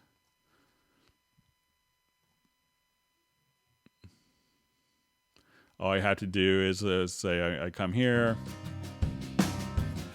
I turn it up, you wouldn't mind. Up until now. So all I'd have to do is go to export to audio mixdown. So we'll export to audio mixdown. I will choose a single. I'll choose my stereo out. We could give it a different name. We could choose for this to go into the project audio folder. So I'll just call this mix. And we'll say September 15th. And what I want to do is to create an audio track. So I could just say, let's go ahead and... So now it's going to take all of my virtual instruments, all my audio, all of my automation, all of my effects, and it's going to bounce it down.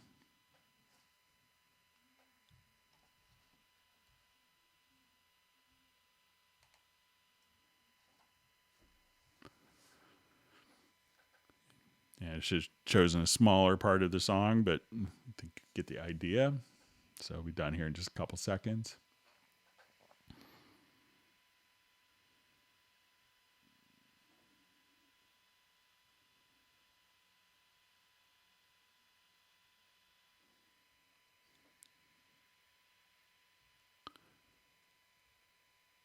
So this is going to take our final song and mix it down all together, and it's going to put it into an audio track, usually at the bottom of the project. And here's our mixdown file. So if I just wanted to play this, I'll just grab my play tool. And that's our mixdown file. So again, just go to File, to Export, Audio Mixdown. We want this to be single. We want it to be based on locators. You could choose your outputs here. So you want your stereo out, give it a name, tell it where you want to go. And then just hit Export Audio.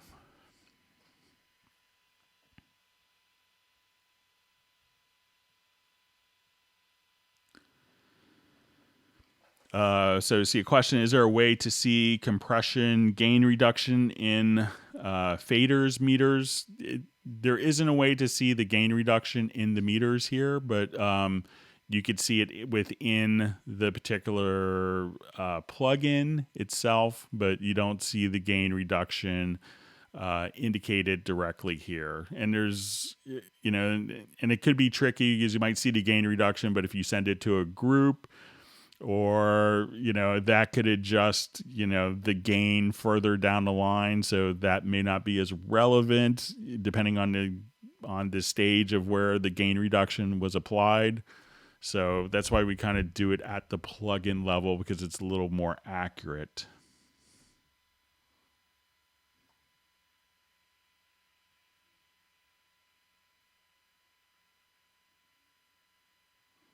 Okay.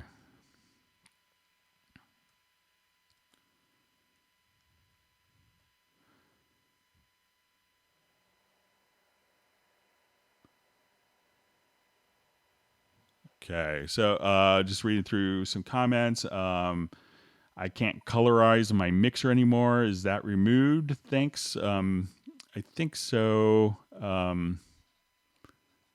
So let's go ahead and take a quick look. So one of the preferences to do that, so if we see kind of our full view mix console here, we can see kind of all the colors kind of throughout, but make sure that you have this preference checked. So if you go to your preferences and under user interface, select track and mix console, and then you can see the mix console channels there. So if we go like that, that's the preference there that could allow you to see kind of the colors through the mix console channels. And that came in version 10.5. So if you have version 10 to see that, you would need to upgrade to 10.5. So I don't think it's been removed. Okay, so a question, why Mediabay no sound when I use control room?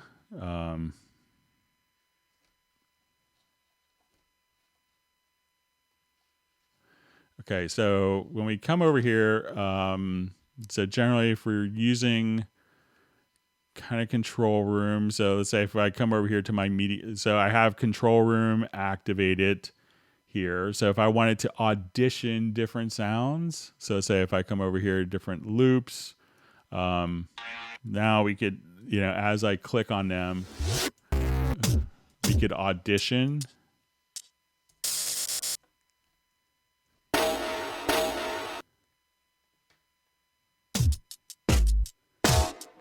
So that way we could do that. So make sure, one, that you don't have your preview volume all the way down here. But generally, a lot of times you can't preview unless the Mediabay is active, but also check your audio connections, and make sure that, the settings kind of look correct here. But if I turn off Mediabay, and we get this question quite a bit, and so say if I turn off my routing of Mediabay here, so I'll just take this and then I'll switch my outputs here. So now when I go, we don't hear the preview, and because that gets routed through kind of the listen bus. So now when I go to my connections, I turn that off, go to my control room, set up a monitor, and now whenever I click, it's going to preview. So make sure that you didn't accidentally turn the volume down there in the preview volume. All right, so you see from Orange VST, 20 plus year user here. I met Robert Cermenio when he was 12. Robert was a longtime Steinberg employee here in the United States and a good friend of mine. So it's great. I'm glad you mentioned that. So I gave Robert a call just maybe last month. It reminds me I'll give him a call and catch up with him. So, but thanks for coming to the Hangout. All right, so we have Paul, the guitarist from Lynchburg, Virginia, checking in again. That's great. So Orange VST asks, Greg, how does one become a Cubase certified trainer? So I think you could actually do that through the website. And there's kind of like a little application process. You could do that. So.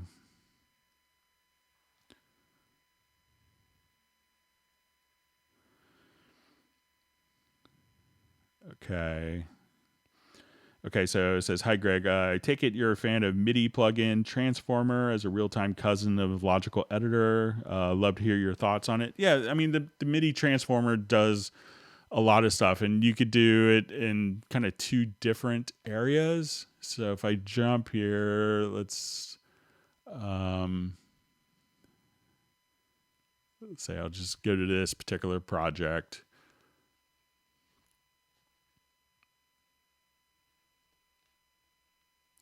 And I'll just erase that. So, what you could do with, the transformer can, can change. So there's two different transformers, and these are kind of often considered like more of like a Boolean editor, meaning that it's kind of like, okay, do this and this and this in this particular condition. So in ways, it may not be super intuitive at first, but, just backward engineer like some of the presets to start off with. So if you go to your MIDI inserts, there's a transformer. So at this point, like, let's say, you recorded the wrong MIDI CC data.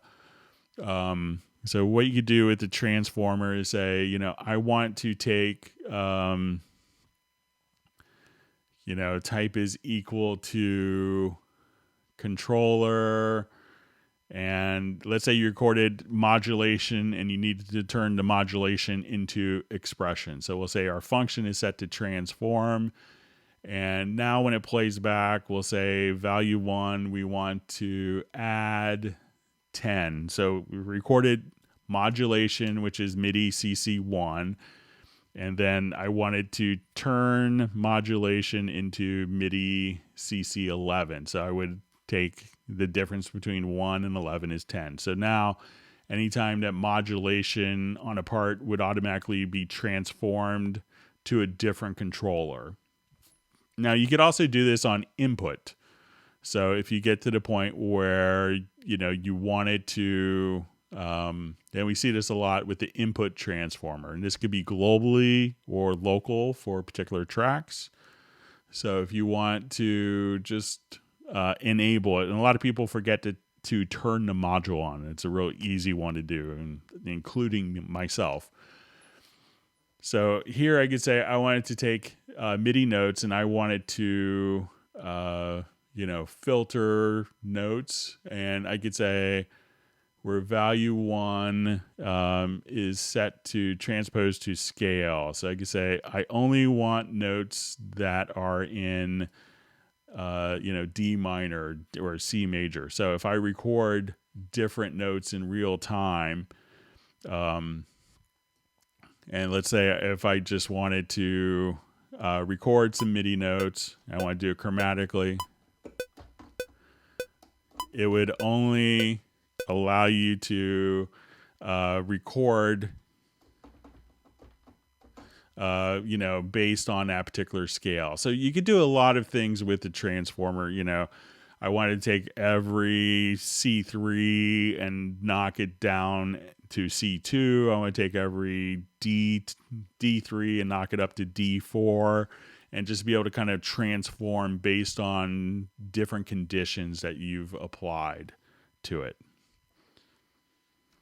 Okay.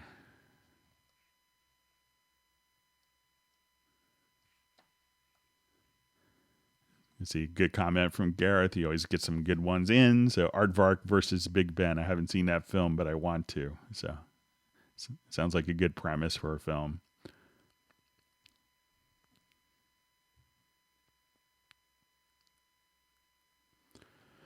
Okay, so I just see a question. I noticed that your output latency is almost the same as your input latency. Mine output is almost 3 times, at least more than input latency. Why is that? Is there a way to adjust. It really could come down to, a lot of that comes down to your audio interface drivers. So let's say when I go here to my VST audio system. So here I'm running like, 7 point. So, as I do this, we could, it's pretty close. So, but it's really could be dependent upon your audio drivers. So,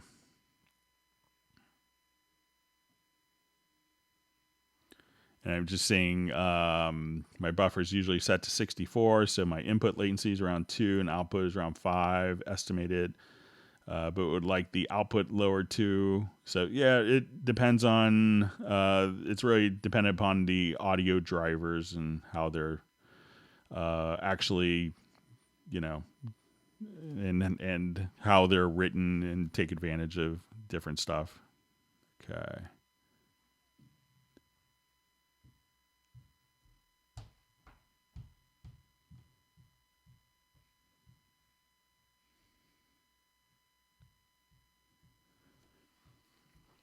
So I see a question. Can I lock my Cubase inputs to stay the same when I open a new project? So the inputs will be determined by the project themselves. So when you go to your audio connections, depending on the project, they will have, these are determined by the actual inputs that are stored in a project, I'm pretty sure. So if you want it to be locked, I would start off, once you have everything set up as you like, I would start off and just save as template. And then when you go to, give it a name, and then when you go to new project, you could just load up your template, and that way the inputs and outputs will be consistent based on the template that you have.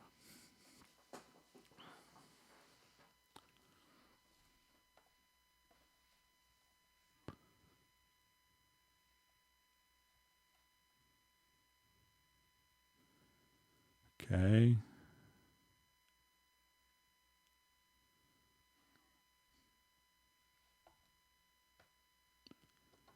Right, just seeing kind of discussion.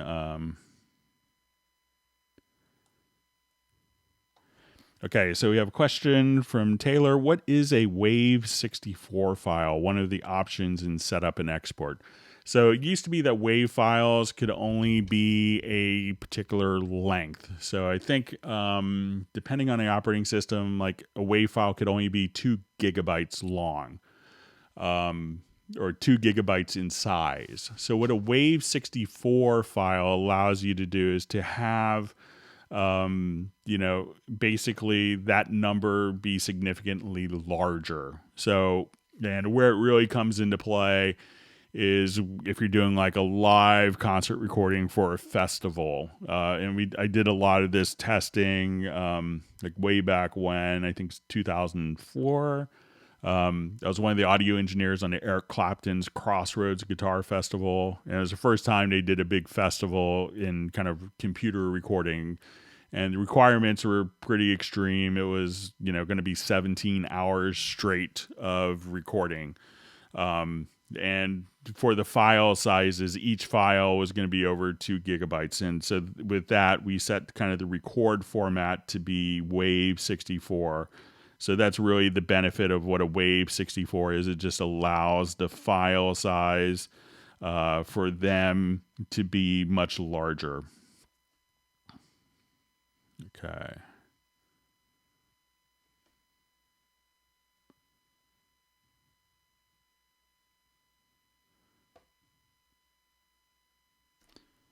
Okay, so just going through, just had a message come in. We'll see if we can get to that towards the end. But let's go ahead and... So question, will there ever be another amazing Cubase sale? There's kind of promotions that are constantly going on. We did a big one for the 30th anniversary of Cubase that was so incredibly successful. And we did, I think in June, we did like a 40% off where you could buy Cubase Artist and basically get Cubase Pro free. So, so there's kind of different promotions going on throughout the year. So you just have to kind of see what's going to happen. But, there's, constantly new promotions going on for different stuff. Okay.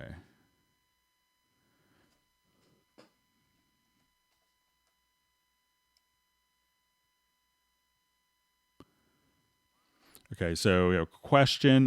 Sometimes if I load a template and change the tempo via beat calculator, the MIDI events I create won't be aligned correctly in the editor, even though they are on a grid. How can I fix? Thanks. Okay, so let's take a quick look.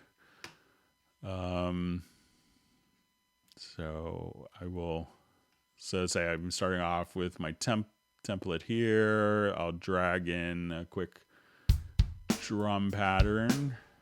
So let's say we've done that. Okay, so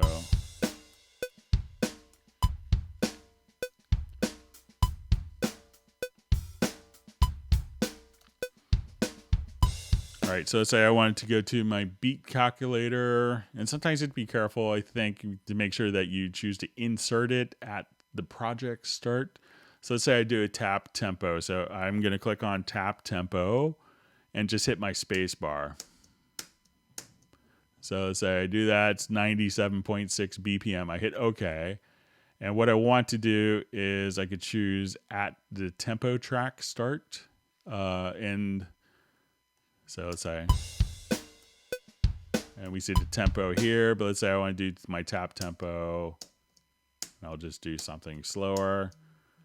Okay, so 76.2, and we'll say at tempo track start, and come here. Now, if you choose at tempo track start, and let's say if we don't have a tempo track enabled, let's see if that makes a difference. So let's say I want to do my tap tempo. Right, hit OK. We'll say at tempo track start.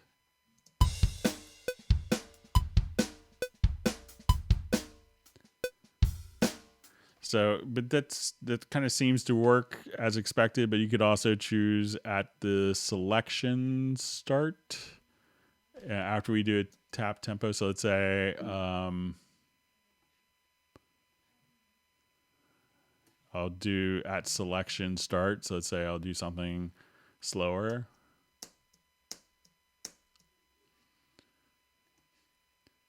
And we'll say at selection start.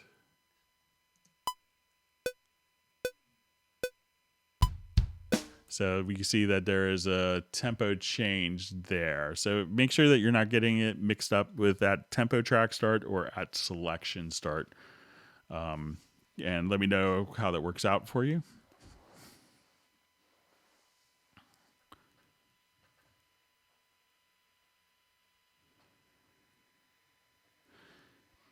Okay, so I just see from Taylor, sometimes my preview volume in Mediabay doesn't work when connections are routed through the control room. What could cause this? So, I've seen some people also run into different stuff when, if Talkback is turned on, that can make a difference as well. But I haven't really seen that not work. But make sure that, like, by accident, Talkback didn't get turned on. Or if you're running like VST Connect Performer, if that is still, the VST Connect Performer plugin is still enabled, that might cause an issue as well. But, I haven't come across that. But if you want to send me, like, if you have like a video of it misbehaving and you want to send me a link to the video, I'd be happy to take a look at it for you, Taylor. All right, so Sub 403 wants everyone to hit the like button, so I won't disagree.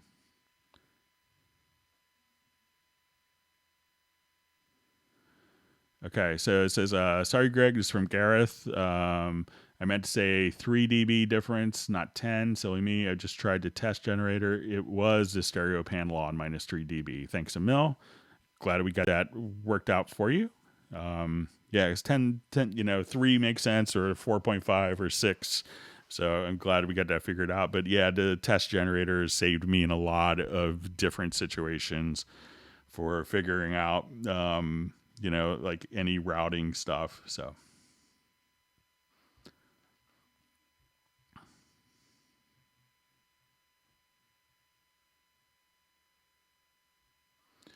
Okay.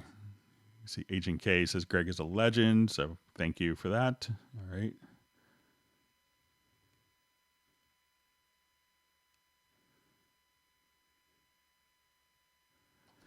All right. So, I see a question from Ace. Will the CC121 be getting replaced anytime soon? And does it currently work with my Steinberg UR22 and Cubase 10.5? I don't want to buy any hardware that might be discontinued. Thanks.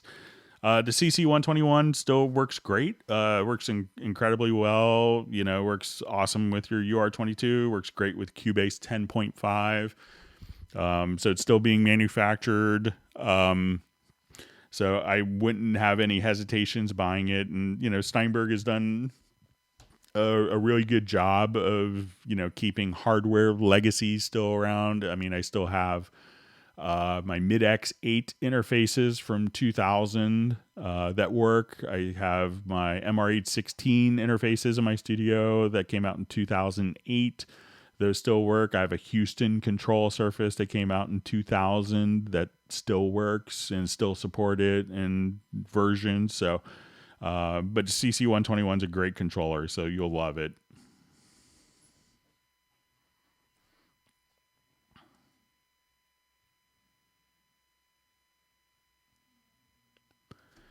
So a question from Stacy Douglas: is there any difference between using the effects in channel strip versus insert? So it's going to be, when we see this, we have different effects here. So we could have a noise gate, we could have, compressor or EQ. We could have tools like a de-esser or an envelope shaper. We could have saturation, 3 different saturations. We could also have different limiters, and we could, basically couple these in our inserts as well. So if we say, okay, I wanted to have a gate, this will be very similar. I could have a compressor, let's say my studio EQ,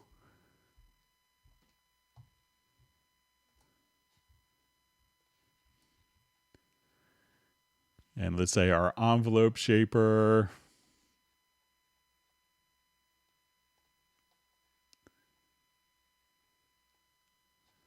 Let's say magneto.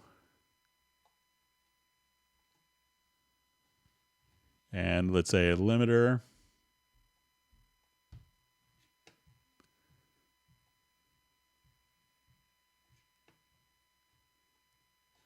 So, you can see that they're basically the same algorithms, but, as you can see, having 5, or 6 different plugins and being able to manage, just the plugin windows of all those versus having everything in one channel strip, that the channel strip's very convenient. So you could do a tremendous amount of processing just utilizing the channel strip, or you could, have multiple plugins and different inserts, but you could also have, and these are, very common go-to processors that people expect. So you could do this and still have 16 inserts and 8 sends available without, and have these 6 processors going on every single channel. So with that, it just makes it, very convenient, but it'll be, the magnetos doesn't sound different in a channel strip as opposed to the plugin. So it's the same algorithms. This is very convenient.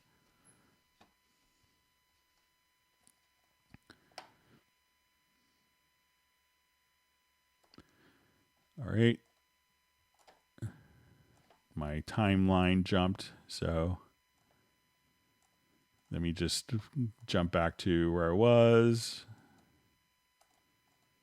Thanks for all the wonderful questions.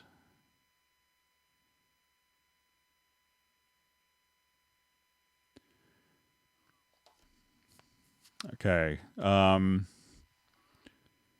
Okay. Is he? All right. So, question: are all Cubase dials and faders, etc., assignable to controller keyboards, such as the NI complete control? So, a lot of functions, you could, just kind of, go directly to plugins, but you could, come over here like in quick controls and say, okay, I wanted to go to my channel strip, to slot 4, to EQ, and I just wanted to adjust the gain. And then as I, wanted to look at this particular parameter, I could adjust the gain on the EQ. So, you could control, what I like to have is everything kind of set up. My controller, many of them come with like 8 sliders, 8 knobs, and I just go to my studio setup and I have my quick controls here, and I, have like my 8 sliders configured. And at that point, I could just, choose what 8 parameters I want. And if I'm here, I say, okay, I'm in this slot. I could click on learn for a particular function.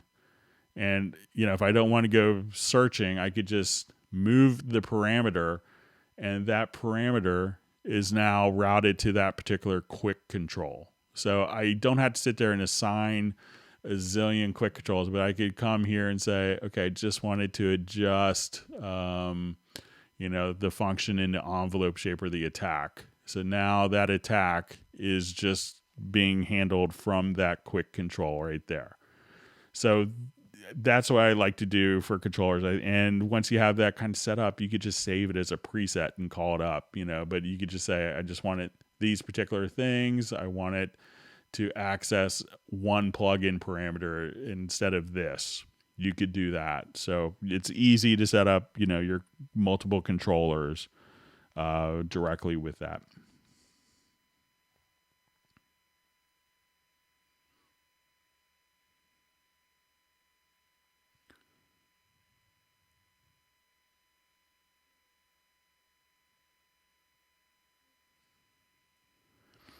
Okay.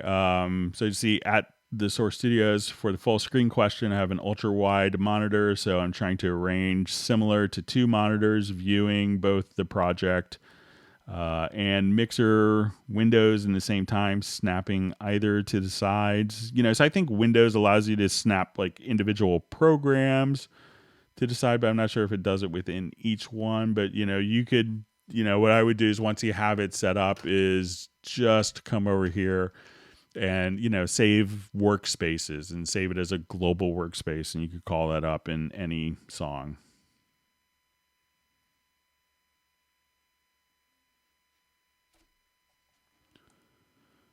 Okay, so just seeing a question. I'm pretty much locked into the Mac given my hardware setup, but are there those who argue Cubase can operate more robustly in the PC side? Is this why Jazz Dude has 2 licenses, best of both worlds? I think Jazz Dude has 2 licenses. I think he has his license, and I think he mentioned in a previous Hangout that a client had given him a license of Cubase, and that may be why he has 2 licenses. It's the new Mac Pros are really fast. But they're obviously very expensive. I think Trevor Morris did, the composer did the Vikings. He has like a really good YouTube series, and he kind of wanted to migrate back to the Mac platform from PC. And I think I watched parts of the video, but he did kind of a YouTube video on the process, and I think he spent a lot of money. I think it was twice as much money to get a 10% performance increase over his 3-year-old PC. With the PCs, most of my composer friends I know are on PCs because they like the ability to kind of customize it and and add RAM when needed, or add another drive, or and have a lot more control on the inside. Now the newer Mac Pros are more upgradable and have PCI slots. So, there's more flexibility that wasn't in the trash can Macs. So, that's a nice change. But, I think for the money, it seems that most of my, power user clients and friends, they work very closely with PCs because it can be tweaked to get, great performance, and they could, make incremental changes to it as well. But either platform, used to, I always kind of joke that, between Mac and PC, they're both great platforms and they both suck. And once you kind of accept that, there's pluses and minuses, but, I go back and forth all the time. So I have like, my Mac, I kind of have the opposite of a lot of people where, my work computer is a Mac and my, personal creative computer is a PC. So I kind of work, every day Mac and PC, and, currently I have a Microsoft Surface in front of me reading the questions. I have another i7 PC to my left with other documents on it, and I have my Mac is what you guys are seeing. So that's a pretty typical. So I'm working in Mac and PC all the time. And I think the one thing that you realize when you're in this type of work is that, both platforms are, getting more and more similar as opposed to, different. And so they're growing more together as opposed to growing apart. So.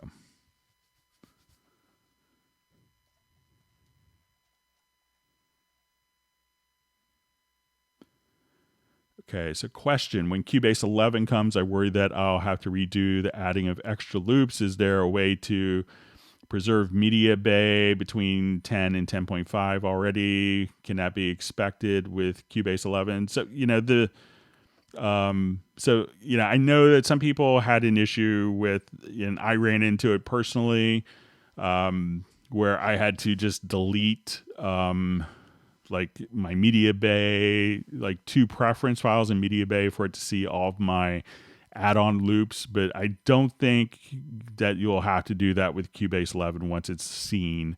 But you shouldn't have any problems with future versions. So generally, it's pretty seamless.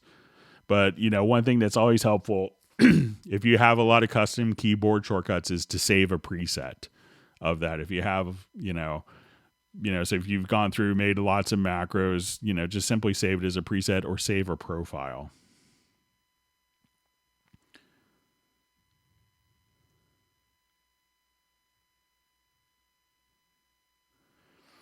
Okay, so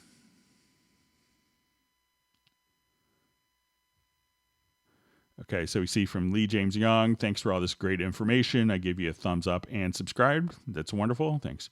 You're the best I've seen. I've been with Cubase since version 5. Nice to have YouTube information available like this. That's great. We want to make sure and realize that kind of when the pandemic started, I used to be the guy that, was up in the air all the time. I would do like 100 plus flights. I think last year I did 121 flights.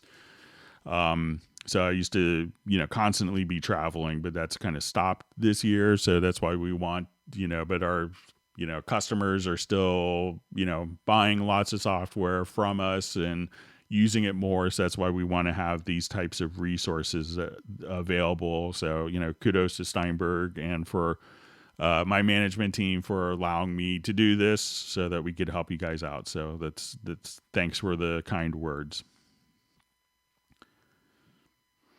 So I see, thanks for your answer. Okay, so for BFD3 drums, VST, a single instrument track can be used to get individual out for each drum piece. No reason to use a rack instrument. Yeah, so let's say if I'm here and I have my instrument track and I will select it over here. So go to my VST instruments.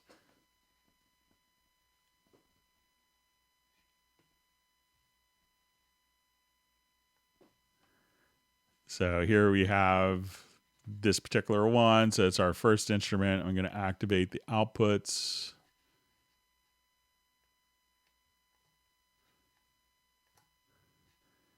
And then those will show up in the mix console here. And you could just simply see all the outputs when you kind of click on the little output line here. You can see all the different outputs for the instruments there. So it all just shows up right in your mix console or on your project window.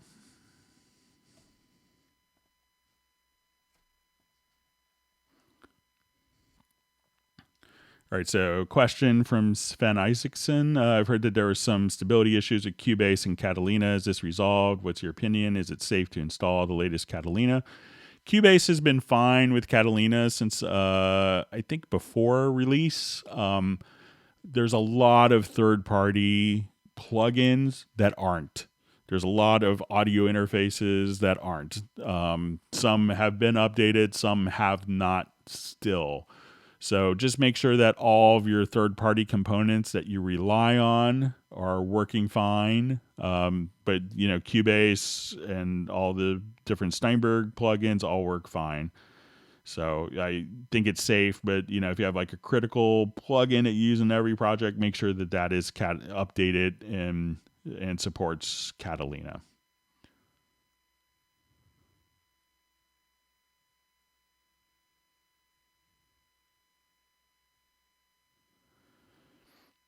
Okay, so you see a question. How come there's that warning on Hallian Sonic when switching to multi-core? Would that not help to spread it across all cores? Why the warning if it might help? So I haven't seen that particular message that you're talking about, but but you know, it could depend on, you know, the system that you're using as well and how much of your, you know, how much you're actually, you know, and how you're utilizing, you know, the cores and how heavy each instrument is as well. So.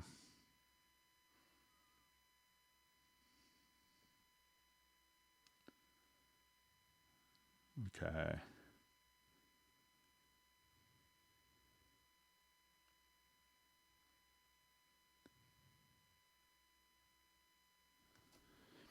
Okay, just so you see Jazz Dude saying that he had a client that he was doing consulting for. That's what gave him his second license.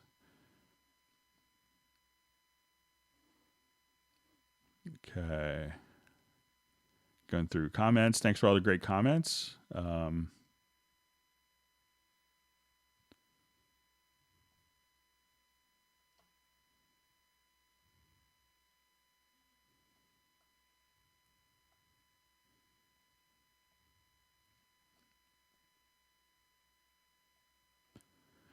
Okay, so how to get project supporting file, which computer memory full, how to delete it, please help me. So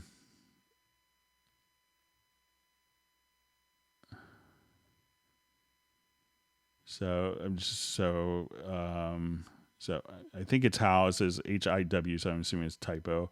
To get project supporting file, which computer memory full, how to delete it, please help me. One of the things that you could do if you have a project that's not opening because you're getting a memory is full message is try just, you know, when you're starting the program, you go hold down, you double click to start the program, like from the executable file, and hold down on the Mac Command Option Shift and hold down Alt Control Shift on Windows. And you'll get a prompt where you could, you know, open up Cubase without, and this is in 10.5, where you could open it without third-party plugins. And try to open up the file. So if it's looking for plugins and not loading them, it may not load up every sample that's being used that could be overusing your computer's memory. So I would try that, open it without any third-party plugins available, and then save it under a different name and see if you could open that normally without the plugin. So just unload third-party plugins from that, and then you could, I think, pretty easily kind of rebuild the project and open up particular plugins.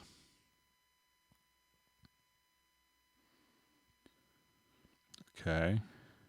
And we see Jazz Dude sharing different computer component parts on his Discord. So that's great.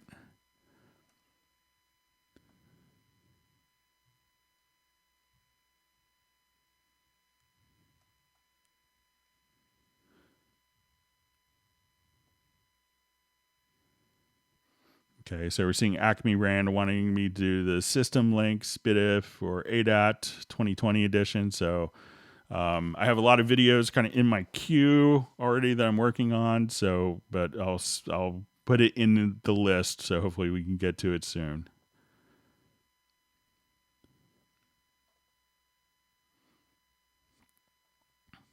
All right, so we have Massimo from Bologna. Great to have you on. All right, we have Fred Robinson from Prague. Glad to have you on a hangout.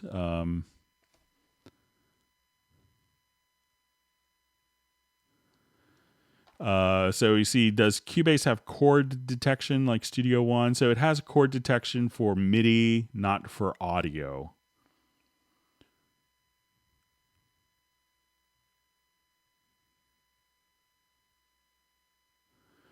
Okay, so question: is there a way to quickly find the peak in a full mix if I don't have Wavelab? Seems like a basic thing, but I have to listen to the whole thing and watch the meters over and over. Let's see if we could take a quick look.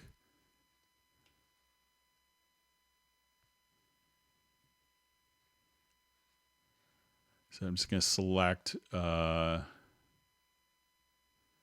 take a look, see if it's in.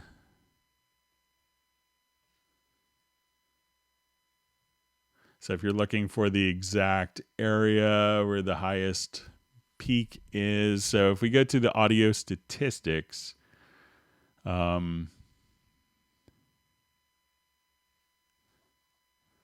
we could see kind of our peaks, but I don't think it indicates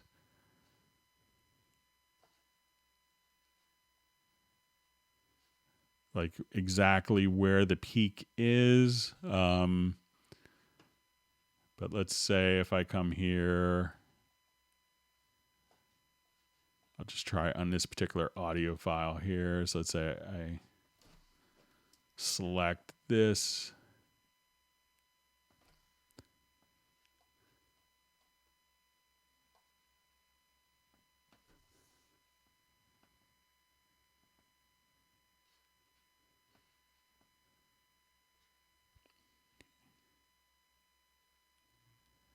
And let me just come over here and I'll just try a quick process to make this super loud.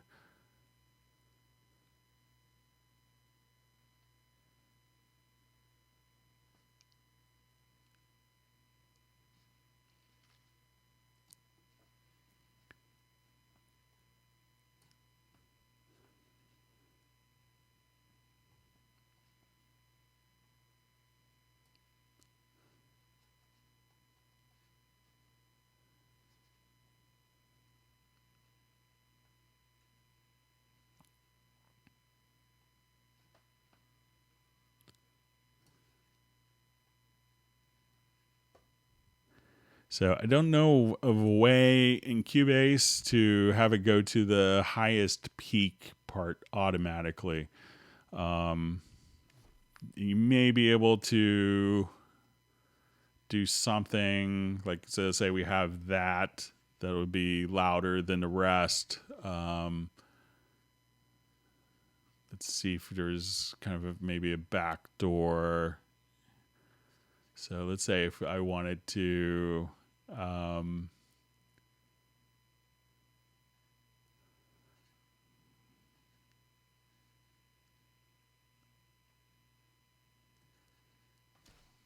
just seeing if we come over here and maybe if we do like a direct offline processing to silence.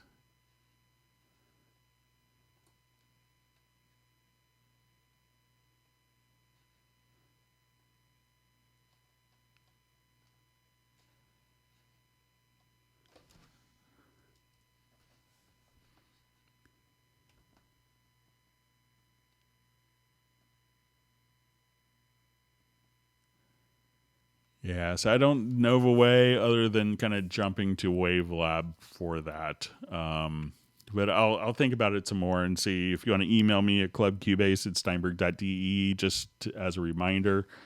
I'll see if I could come up with another way of kind of going to the peak level. But it's a good question. So. Okay, so we see, Greg, what about Cubase 11? Tell us more info. So, if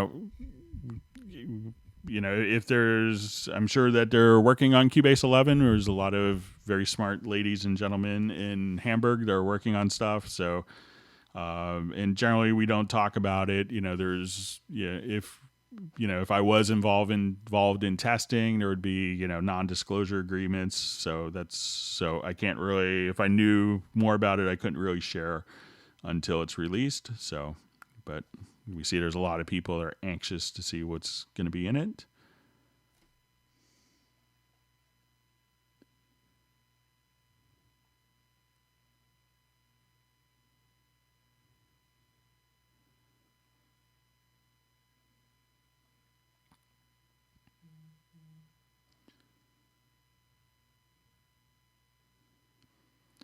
Okay, so we see T. Landis. Hi, first time here.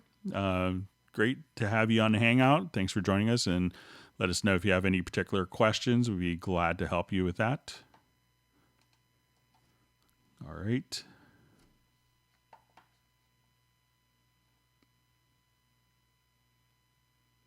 All right. Random gibberish is the name of Gareth and my new band, so that'll be our act name. So,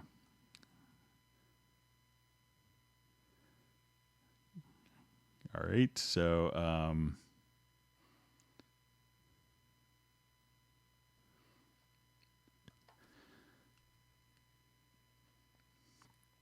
okay. So we have a question. Please explain 32-bit float versus 24-bit. Is there an appropriate time for either? So when record audio through an audio interface, and we start off with in your project setup, we have your bit depth. So, most audio interfaces are 24-bit, the vast majority. Now, if you have the Steinberg URC interface or the AXR interfaces, you actually have a 32-bit integer.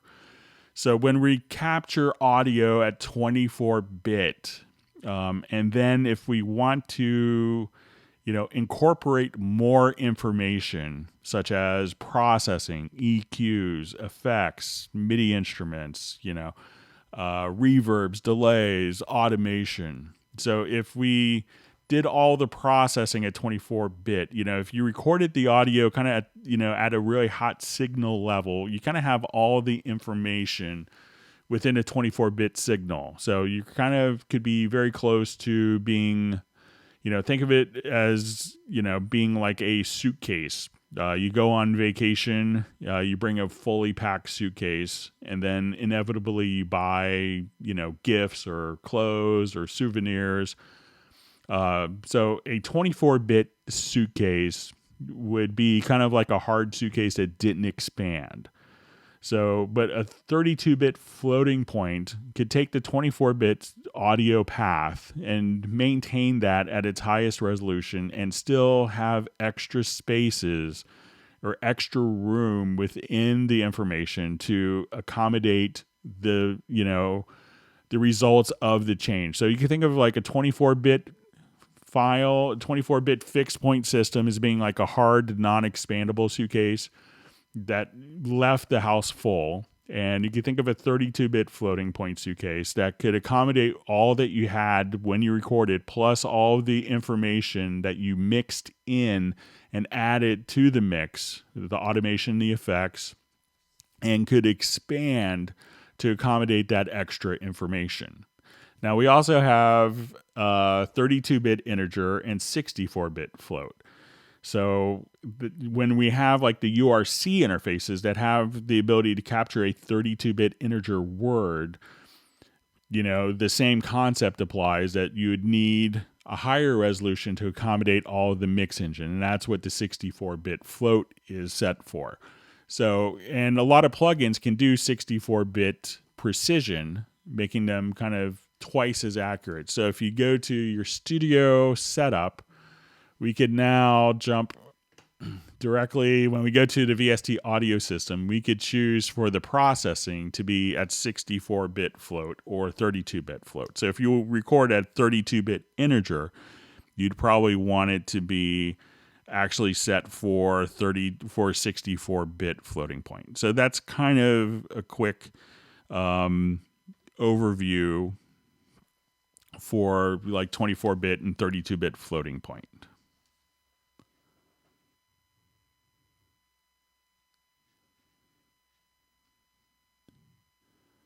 Okay.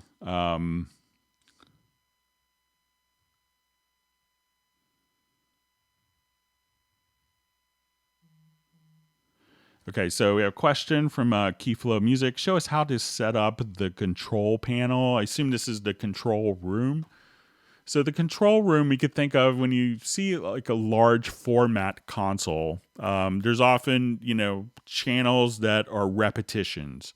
So you may have 32 or 64 channels that are very similar. And then you have kind of the middle part of the console. And that's often kind of like for control room functionality. So the control room, we use the available inputs and outputs of our particular audio interface. So when I go to my audio connections, I could go directly to my control room. And when we do this, often we have like a stereo output, and this seems counterintuitive at first. And we set that to be not connected, but we have a stereo output defined. And we go to the control room, and I would right click and add a monitor. And this would allow us to, and we would set this up. So in my monitors, I have HS7s, some of the Yamahas, and this is where I route the audio through.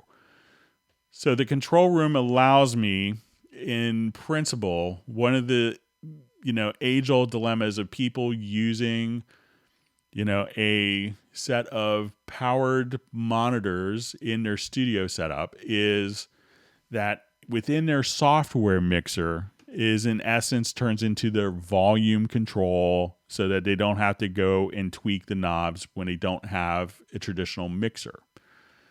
So when we want to look at our particular project here, so let's say we're playing along, a lot of people adjust the master fader as their monitoring volume.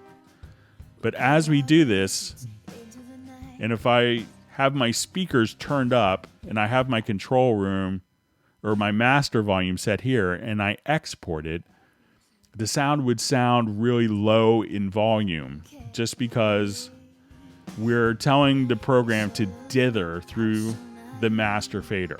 So what the control room is going to allow us to do is to just set the monitoring volume without affecting the gain structure of the mix console. So the mix is the same, and I could have just adjust my volume. Now, as I do this, I could also choose to dim. So let's say if I just wanted to immediately listen to it at quieter levels, or someone calls you, you could dim. But you could also set kind of a known reference level. So like this is the loudest that I want to go. I could go to a known reference level. Now, a lot of people also have more than one pair of speakers for monitors. So with the control room, instead of having to buy a piece of hardware, which inevitably, however much you spend, colors the sound at the most critical stage, when we're actually going, from the converters to the monitors. So what the control room allows us is we could have up to 4 monitors, and we would connect the monitors from our audio interface or converter. So the D to A, we connect that to other speakers. And now instead of having a piece of hardware, I could just switch between up to 4 different speakers. And these speakers could be set for, no, I'm sorry, we just kind of, so here I could just switch between different speakers. That was Q mixes, sorry. So at this point, I could just have my different speakers and switch. Now, if I wanted these to, if I have like smaller and larger and medium speakers, I could have an actual volume attenuation as well. So I could come here and just have, for each speaker, I could adjust, the volume level for each speaker that you have selected. So when I switch, it's actually going to be kind of the same volume levels. I could also have inserts. So, like the age-old thing where some people didn't like how harsh Yamaha NS10s sounded, and they would put tissue over it. You could actually put, a limiter, or you could put an EQ on one set of particular monitors. With this, we could also say, I want it to have, headphone mixes. So I'm able to have 4 independent Q mixes for different musicians, and I could have a talkback. And I could say, okay, hey, let's do that take one more time and have a talkback in the control room so I don't have to yell. And each of the musicians could have their own independent headphone mixes. So we could have the studio mix plus 5 headphone mixes set up for individual people as well. So that gives you kind of a quick overview of some of the stuff that you could do in a control room, and, spend a little bit of time and get it set up. And, I've done some tutorial videos on it, and just, spend a little time and wrap your head around it. And once you do, it's a really brilliantly done feature in Cubase.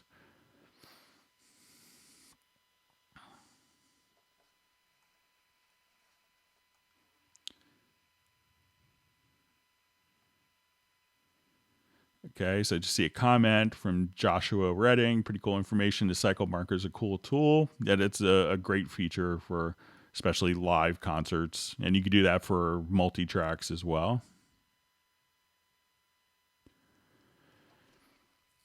Okay, so we have, what is the create tracks from lanes function for?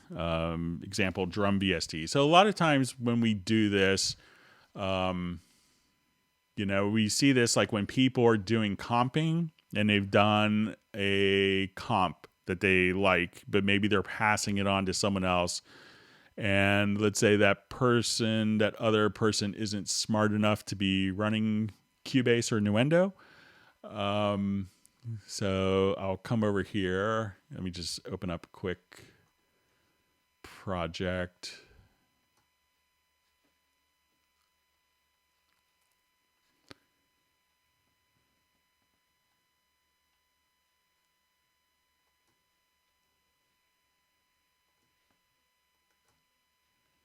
Where I have some lanes specifically done here.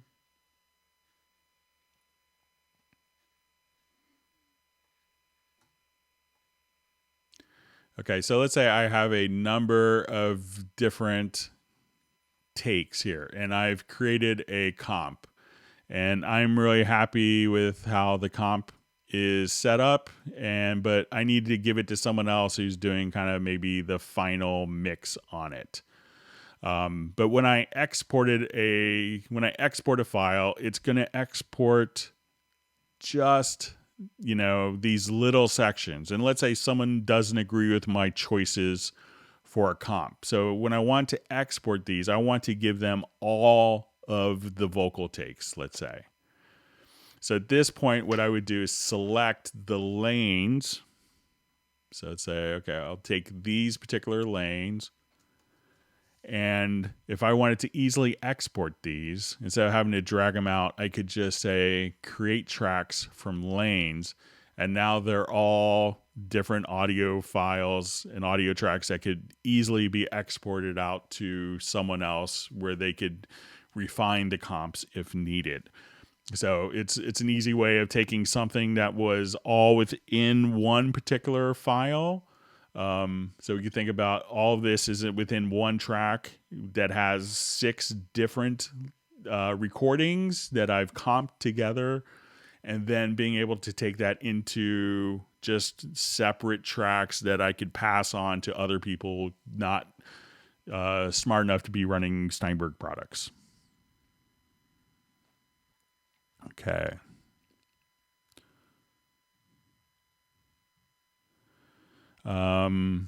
So let's see, from David Renfro, is there an easy way to print my custom key commands? I don't really know of a way to print them.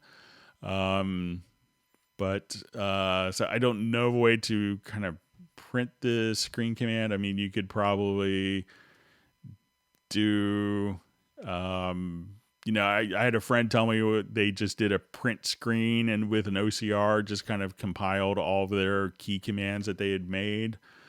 So you might be able to do something like that, but there isn't a specific, export and print or put into a spreadsheet my key commands that I know of.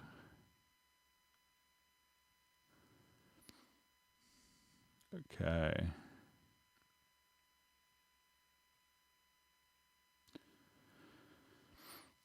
So we have from Keyflow Music question: can we have Cubase not reserve inputs and outputs when using external effects in audio connections? I've passed that along in the past and have done it again recently. And I think, I've had, discussions about this with some of our former product planning managers, and, there's different scenarios that can come in handy of, let's say if you wanted to go back and let's say you did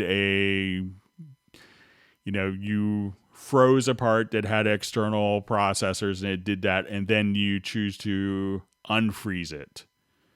So at that point, if you go to unfreeze it, you need to have it, the thought is that if you unfreeze it, that effect, that routing to the external processor is still there, so it sounds the same. So that was some of the feature issues I was told that could come up, and it's a valid argument. But I've tried to get them to at least have presets for external effects and external instruments. But, I'll keep passing on this suggestion.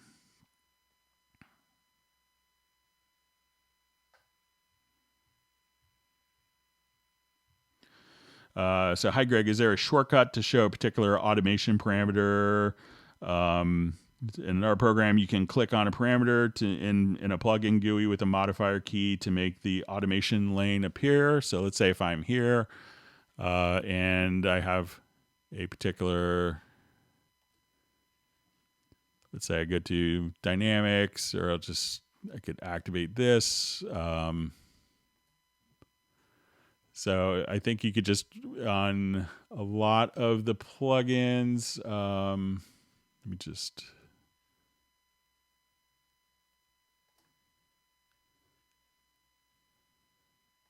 let's say I'll go to like the VST bass amp here, that you could,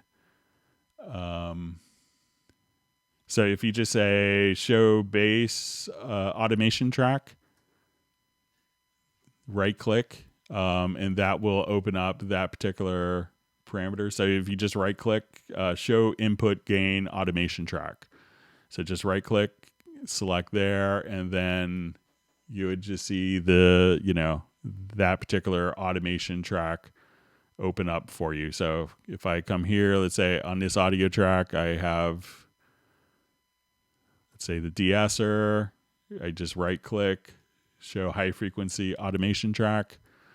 That automatically opens up that particular automation track. And that may be limited to VST3 plugins, but I know all the internal plugins will just do that as well. So just kind of select a parameter and, come right over here, show that automation track, and that will be the lane that opens up.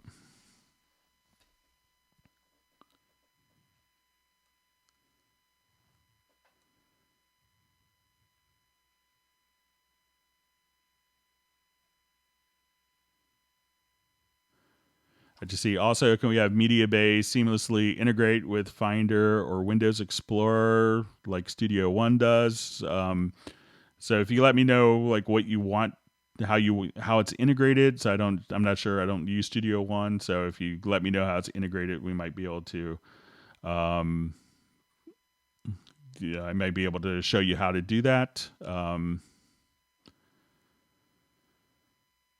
Okay, so I see question, when we export stems, is it possible to reserve mono tracks instead of having every file be in stereo? It really depends on what the what the output stage is when we do that. So let's come over here. I'll show you a trick. So jump to this. So let's say I have, all mono tracks here, and I wanted to do a quick export of this. So let's say if I wanted to, do a quick export, so I will just do just a small portion. So right now, if I did an export audio mix down for just this part, it would turn them all to stereo. But just go to your outputs and just have a mono bus. You don't even have to have it connected. And what you want to do is we'll come over here to our mixer and say go to the routing. And I will select all of my tracks here in my mix console. And what I want to do is just to send these to, so let's say I want to take all these tracks and I wanted to send them just before exporting to the mono out. So I take my mono tracks, route them to mono, take my stereo tracks, route them to stereo. And now when I do an export audio mix down, I'll choose to do multiple. I'll do all my audio tracks. We'll create a new project and I'll say export.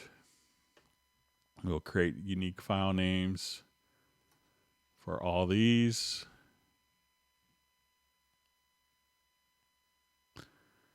And then as we've done this, they will all show up as mono tracks in the particular project. So just route them to mono outputs before the export audio mix down. And you could have mono, stereo, 5.1 all within the same project.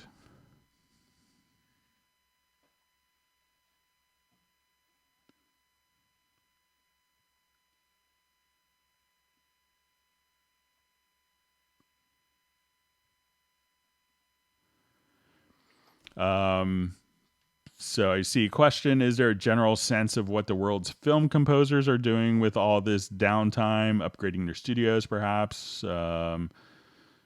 Greg said his hands is busy with some kind of project. No moss grows under. So, I'm talking to different composers. I know a lot of people, are just now, a lot of the composers, there's always a backlog of work. So a lot of like TV shows had ended filming like in Marchish. So I know a lot of my friends whose shows just got done and they were able to kind of continue to work.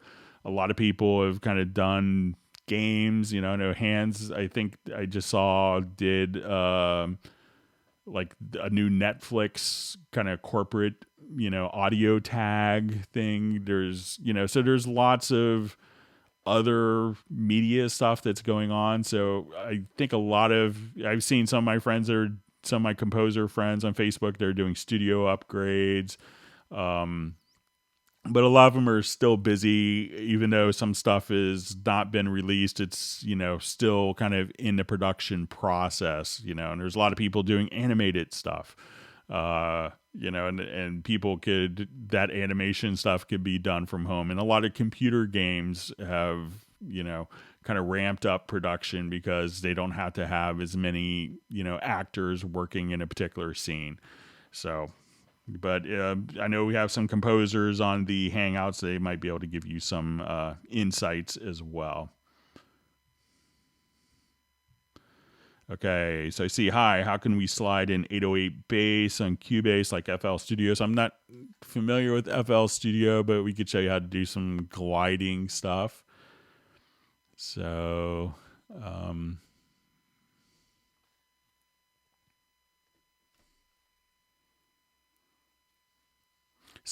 we could just like take I have just a track and a sampler track here, just a quick sample.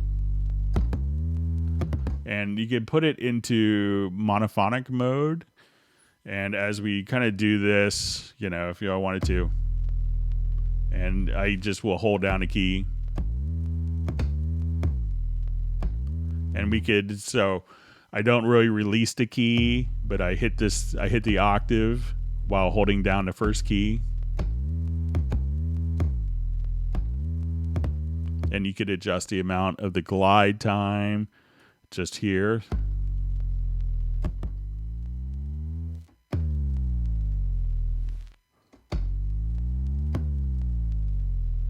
So, just dragging an audio file or any kind of 808 sound directly into the sampler track and then putting it in monophonic mode and adjusting the glide. And if you want it to be a shorter glide or longer glide, just adjust the time here.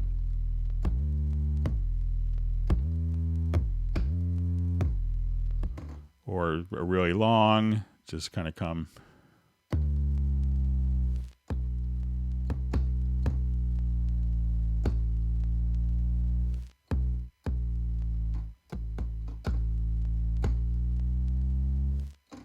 So, and you could have it longer than the sample if you wanted to. So it's just.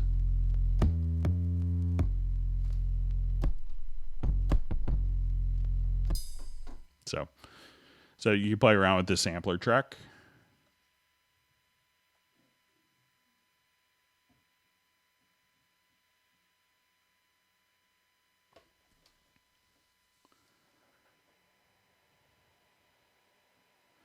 Okay, so you see, is there a way to see all my MIDI assignments? I've set different notes and knobs, and I'm also using Mackie Control to see if I have any conflicts.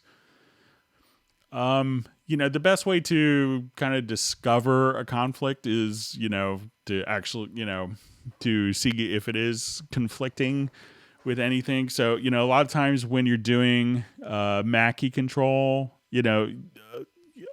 many times when you're doing Mackie Control, it's going to be using kind of a dedicated port for that communication. So if you have a Mackie Control device, it's going to have its own knobs, and you have user assignable functions here, and that could be on one port. And if you have a MIDI controller, you may set that up on a different MIDI port for like VST quick controls or track quick controls.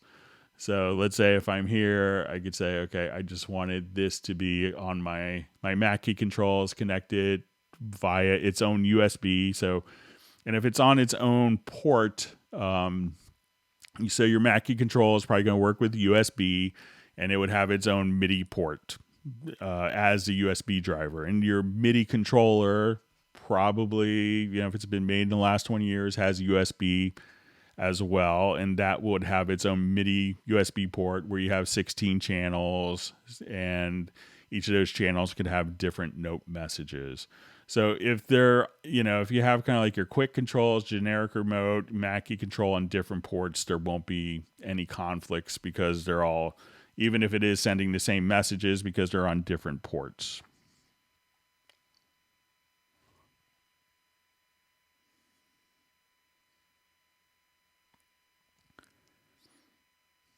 Okay.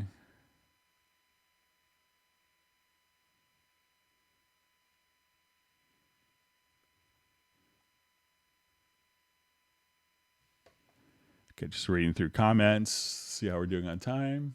All right, so we're doing pretty well. Thanks for all the wonderful questions. If you've learned something new, make sure you hit the like button. And also make sure that if you haven't yet subscribed to the channel. And thanks for all the wonderful questions. I hope everyone's learning a couple new tips and tricks.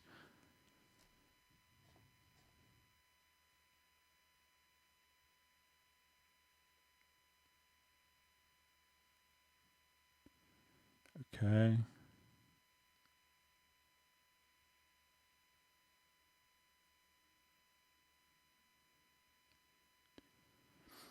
Okay, so it just also saying the function. It says, and let me see if this is with the glide. All right, so it says function doesn't exist yet in Cubase, like the real 4K GUI. So, Cubase does support 4K, so.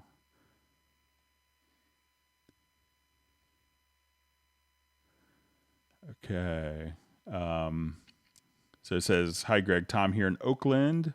Have a problem changing instruments in 10.5 while playing my MIDI file. The program instrument will change by itself. It won't change back when I try to fix it. So the one thing, if it's, when I hear stuff like that, it's often maybe a program change that is actually part of the issue. So I would, select the event and just go to MIDI. And sometimes this will be found in, if you go to the list editor. So you may see multiple program changes here, especially if it's like something that was imported from a MIDI file, may have a MIDI program change embedded. And if you go to, again, MIDI to the list editor, now also program changes can show up like when we just kind of click, I'll just add a quick instrument track, or I'll just add a MIDI track here quickly. So you could see program changes information here. So, make sure that if it's a MIDI track, that on the inspector itself, that it's not a bank and program change that's been kind of programmed. But a lot of times, especially if people are getting MIDI files, it may have a program change that's embedded, and it may be hard to see unless you go into the list editor. And here you could kind of like very at a granular level, see the different functions and different events that are in there.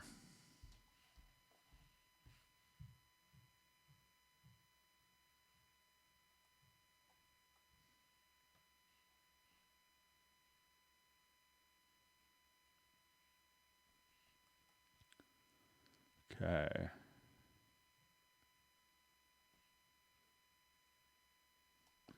All right. Sorry, my chat jumped on me. Let me just jump back. All right.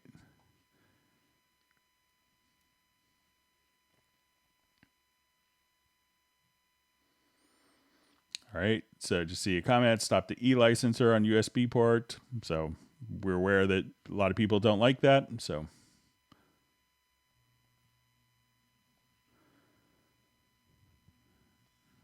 All right. So we have question. I have my motif rack set up as an external plugin, but it shows up in some sessions and not others.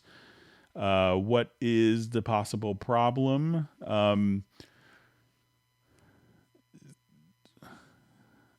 So make sure, one, that it could be, if it's not showing up in some projects, it could be that the audio connection that you have defined for your external instrument for the motif is maybe assigned somewhere else. Usually it kind of sticks, but if that routing for outputs has been utilized elsewhere in the project, that could cause it not to show up for the external instrument. So that's kind of what I would check.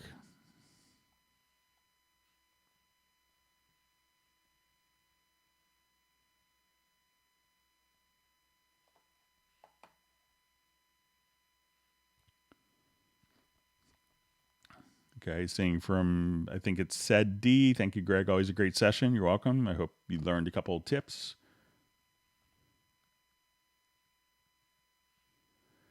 All right, so we see Jeff is just coming in from an eye appointment. So if you missed the beginning, you can just kind of watch the replay if you want. So I see a question. Hey, Greg, how did you manage to send your Cubase audio to whatever you're using to stream? I get this question a lot. It's tricky getting kind of an audio setup. So what I do for my streaming setup, and there's a lot of people wanting to do this, is I kind of break apart the streaming audio from my Cubase audio. So I have a UR24C interface, and that's what I'm using with my Cubase. I take the audio, the analog outs of that interface, and I connect it to a Yamaha mixer. And this Yamaha mixer, I think it's an MW12CX, kind of a typical Yamaha license plate model number. But it's an older mixer, and you can find them, and there's newer mixers that do the same thing. But the MW, so I take my analog outputs from my laptop's interface into this mixer, and I take my microphone into that mixer, and I combine the two sources. And at that point, what I do is for my OBS, I tell it to use the Yamaha mixer as my audio source. So I just kind of double click here and I choose the Yamaha mixer. So my Cubase is always using one audio interface. The OBS stream that's used for the Google Hangout is using a completely different interface. And that way I don't have to load up plugins in every single project. If I need to make a project to start off, I don't have to worry about changing sample rates, and it's been, I'd say it's been very reliable. So that's how I kind of do my audio for OBS. So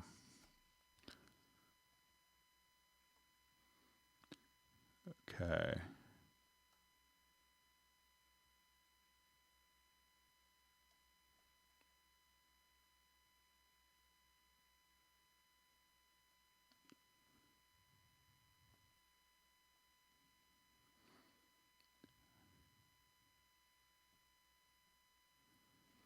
Okay, just reading through comments. Thanks for all the great questions.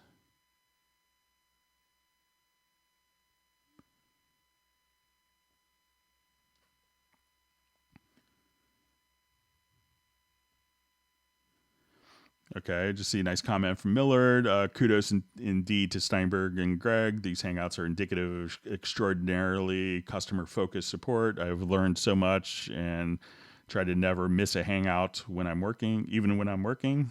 That's good. We're glad you can contribute to the derailment of the economy with your job. So we won't tell your boss. All right.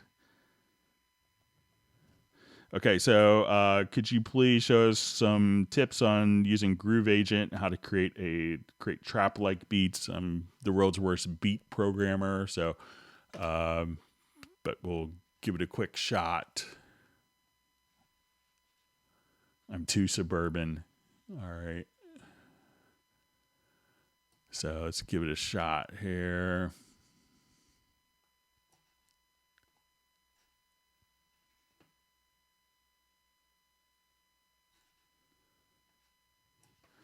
Okay, so I think I might have kind of a quick drum kit in here. So,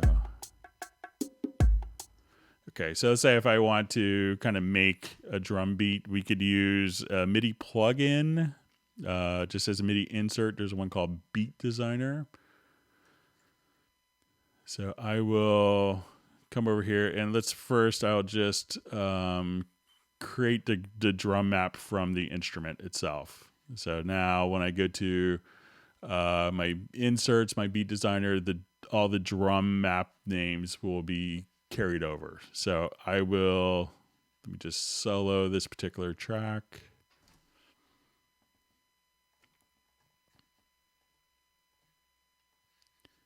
And we could resize the beat designer plugin. So let's say I'll just...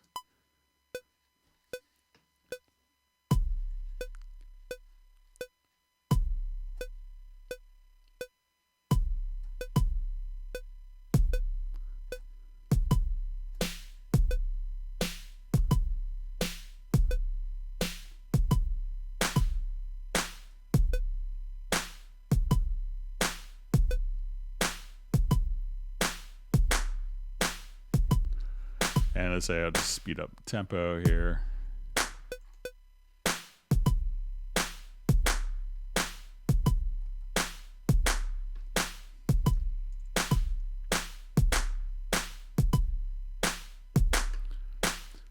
And let's say I'll just throw in a couple.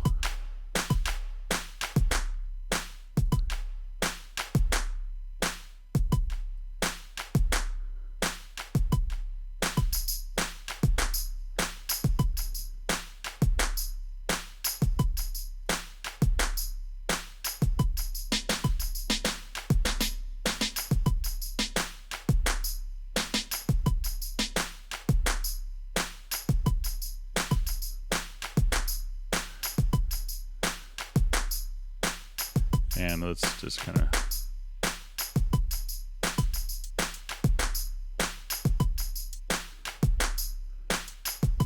and let's say I'll just come over here. Let's try.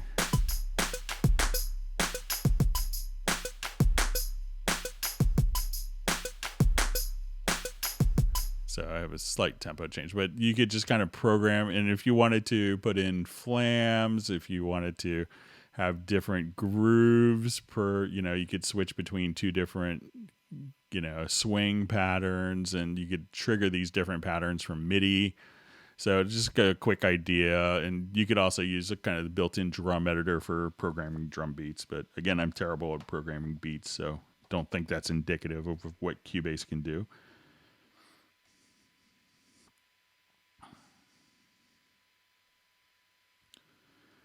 So I just see a comment, HSO has bit issues. So I'm not sure if it's like bit depth issues or what kind of bit issues that you're running into.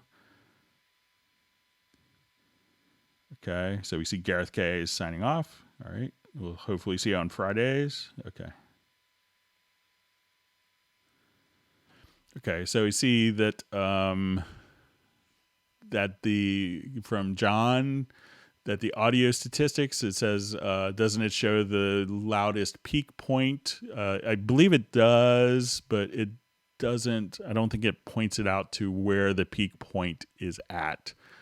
So I will come over here so we can see what the highest peak is, but we don't necessarily jump to where that peak is. And I think that's what the question was earlier.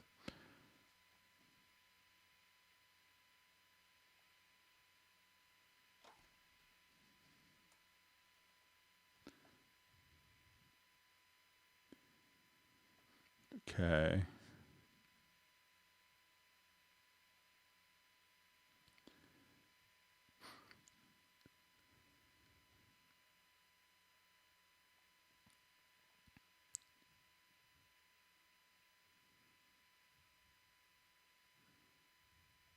Okay, just reading through comments.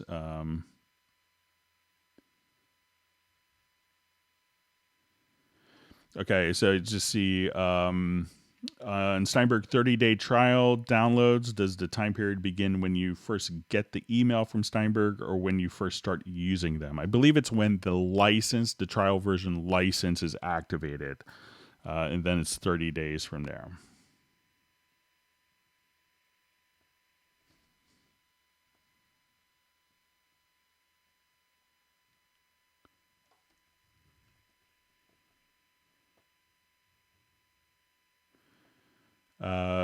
So let's see, from 2143 question, sometimes in my projects I have channels with automation that do not work until I select this specific channel and that the automation comes back on. Very frustrating when rendering a mix. I've only had one other person mention that to me. A lot of times, doing something like, even, I'm not sure if you tried to, reset the preferences to see if that makes a difference. But if you have a particular project that you want to send me a download link for at clubcubase@steinberg.de, please feel free to send that to me, and so we could get it checked out. Okay.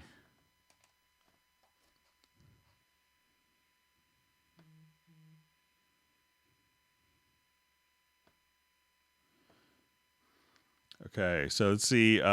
Question: how do you load an effects chain on multiple tracks simultaneously? So let's take a look.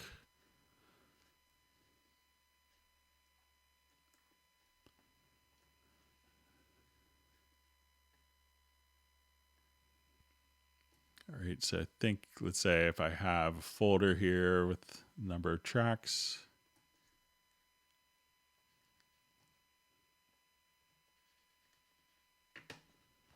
Okay, so let's say I have my audio tracks here.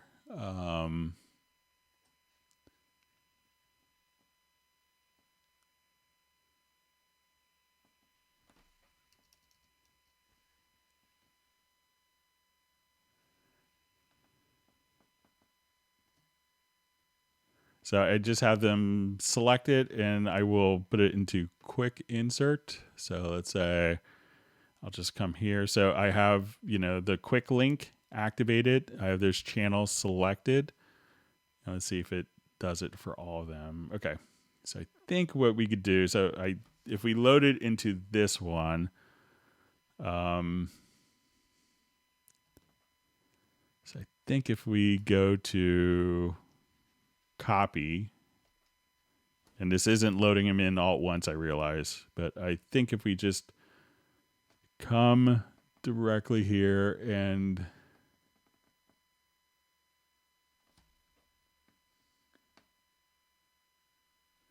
okay, so we'll copy first channels, select settings, and then I'll come here and paste them to these here. So I will now choose to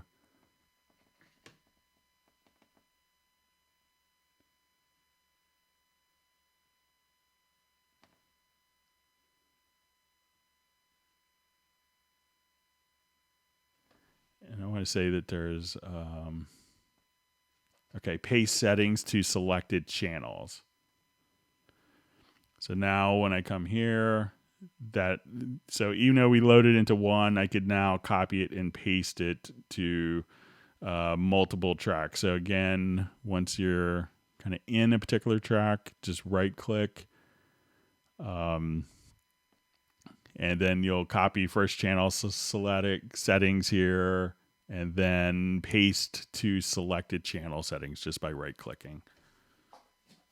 So that'll make it easier.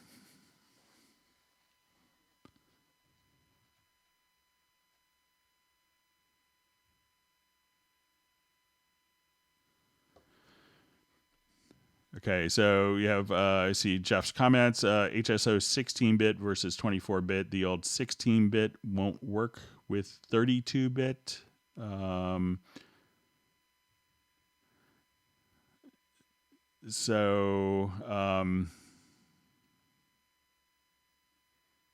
Just trying to, so I think,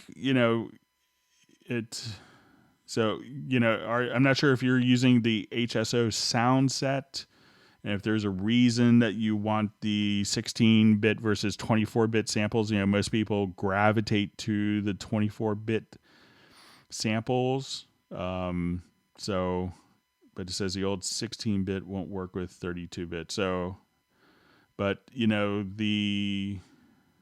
I'm not sure if it's in 32-bit plugin, like 32-bit memory addressing, or 32-bit integer, or 32-bit files. So maybe if you could, I know it's probably late in the Hangout, Jeff, if you could clarify that.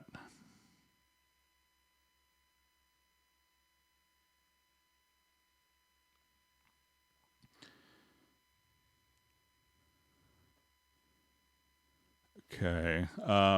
So can I drag a MIDI file of an event and drag it to the browser for future use?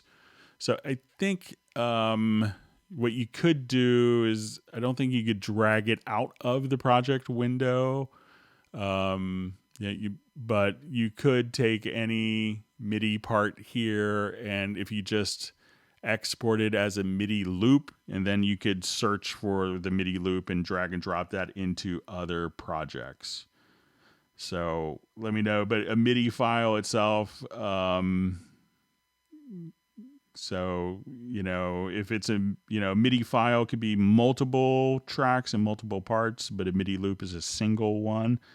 But generally, you could drag from like the Mediabay browser into the project, but not necessarily the other way around. But once you save the MIDI loop, it's automatically going to be available to access within Mediabay.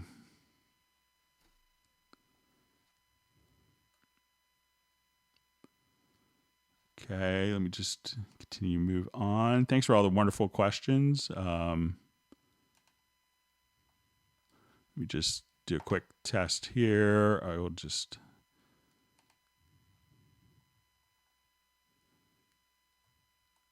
Okay, so I know we had some people that had mailed some questions in, so let's go ahead and take a look at some of the mailed in questions and just kind of make sure everything's looking okay on the stream here. Thanks again for all the wonderful questions.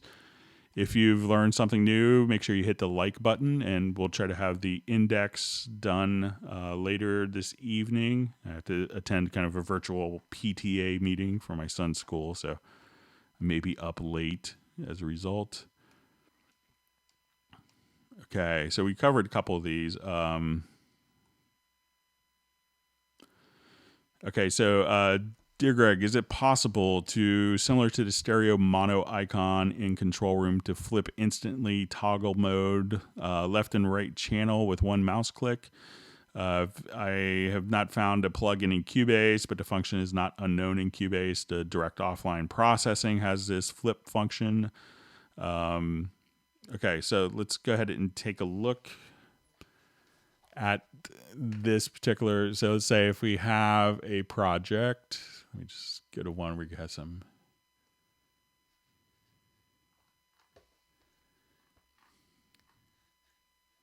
Activate this one. So let's say we just want to do like a flip of the left and right channels. So I couldn't find a plugin or function that comes with Cubase to do that. But well, there is kind of a function. So let me just revert this project.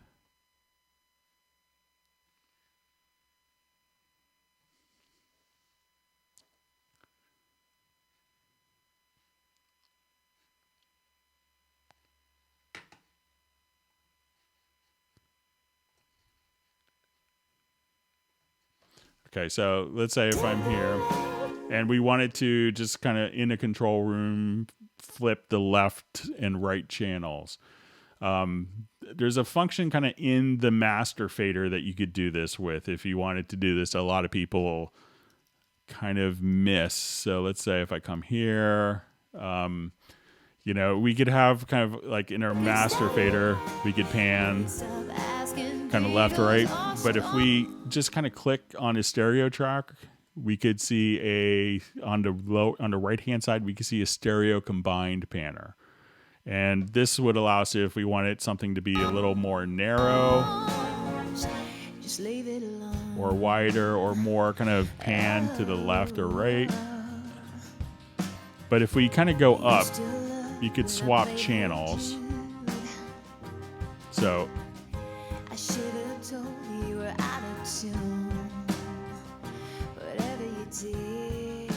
if you wanted to do that, and you could automate that, but the question was originally about the Control Room. So one of the things I was thinking we could do is when you go to our audio connections, and let's say I go to my Control Room setup. So let's say I have HS7s and monitor 2, that I could just kind of swap these around. Now there's a preference in the Control Room that you should be aware of. So I'll go to my preferences, and let's come over here to Control Room. So I will let's just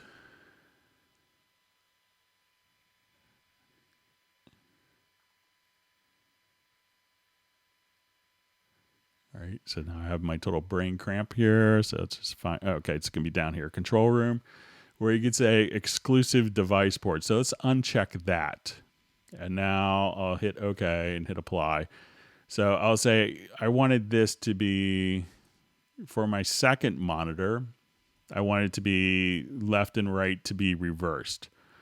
So when I go to switch between my monitors, I can now click here. That was okay. Sorry about that. But at this point, we could just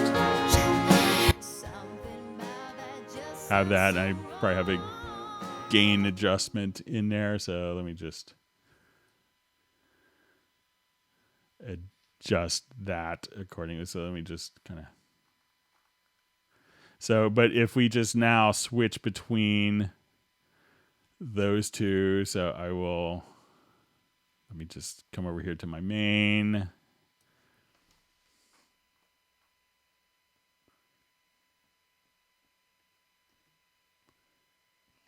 And I will just adjust this down here.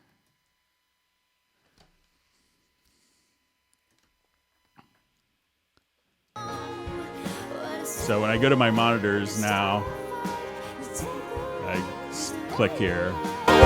Sorry to kill you, but you could just kind of switch between those two sources. And let me just see if I have like a gain adjustment on this one.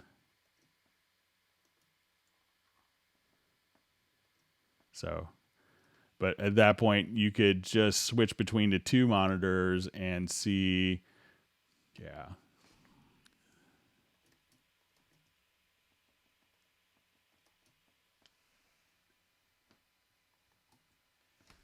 All right, so now I think the gains should be equalized here because you have different gains for each speaker.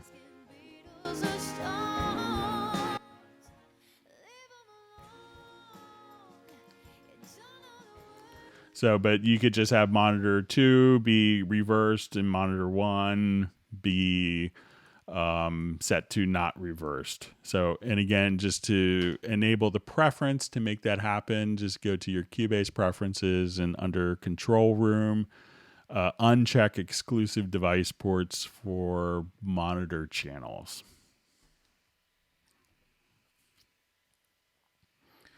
Okay.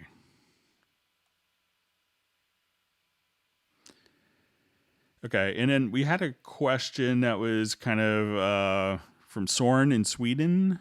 And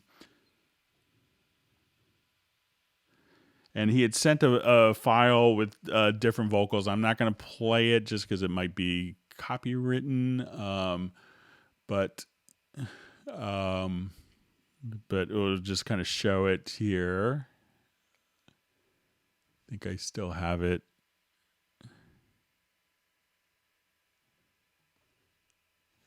Okay, and basically there's two different vocal takes that when comped together were a bit inconsistent tonally between the two files. So like when it goes to this part, it sounds more muffled than the other part. So what it sounds like to me, and I know it's two different recordings, but it's the same microphone into the same converter, same audio interface, but it really sounded to me like someone was off access on the muffled one. So if I kind of move over to the side here on my mic, it's more muffled, just an inch over rather than kind of being on, directly on the mic. So it sounds like maybe, someone did one take with a microphone position like this and they moved over to the side and had kind of a different tonal characteristic of that versus kind of being more, representative of the voice, as opposed to moving over with the off axis. So I think that's what it sounds like to me. Now, what I would do to kind of fix this, and I don't want to play the project. I don't know, I know sometimes copyrights and, I don't want to do that. But what I would do is take the particular project here. I'll just take my control room and knock it down. Is play it and open up, there's a plugin called a Curve EQ. So you could kind of play back, put it into mode to average. And what you could do is play parts of the section where the microphone sounds one way.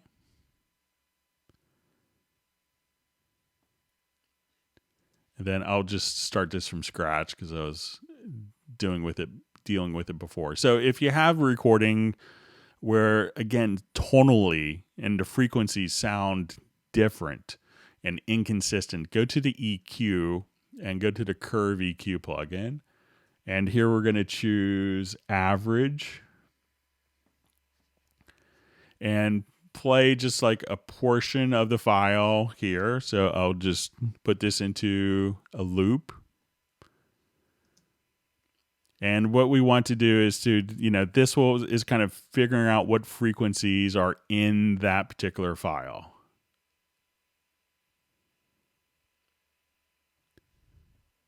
And once that kind of settles in, you could stop.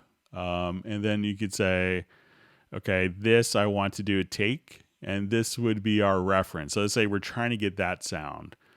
But when we go to our lanes here, let's say this one is more muffled. So what I want to do is now play it again. And let's say this is muffled audio.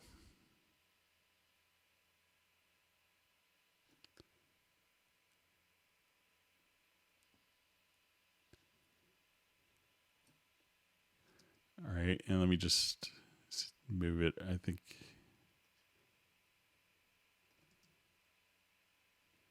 So as we want to do this, we could now come over here. And once you kind of see the frequencies that sound different, do a take of that. And you want the first one to do a reference and apply to this. And that will kind of match up the frequencies between the two recordings. But it really sounded like the mic position was off in the recording. So it kind of sounded like someone was here and was off to the side and a bit more muffled when you're doing this. So that's what it kind of sounds to me. All right, so let me go through some more of the questions. And thanks for sending over the project to me.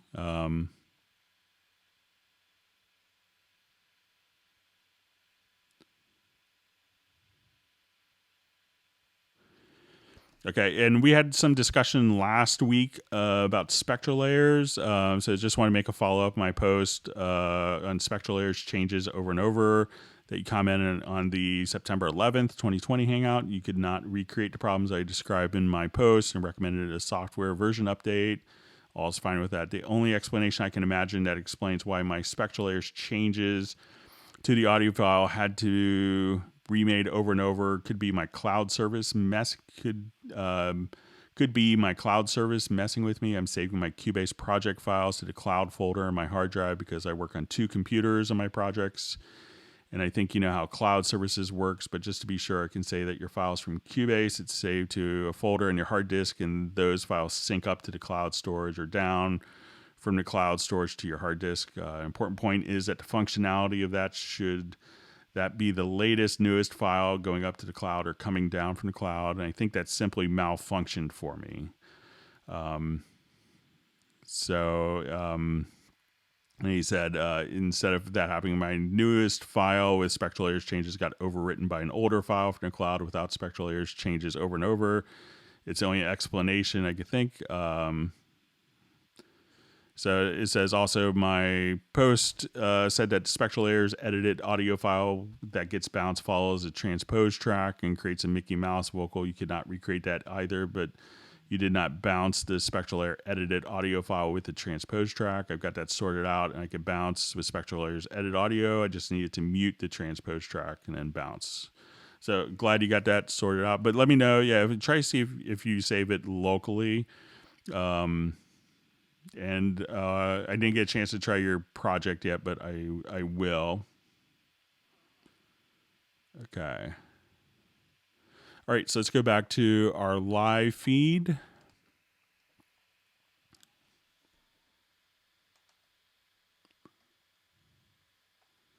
Okay.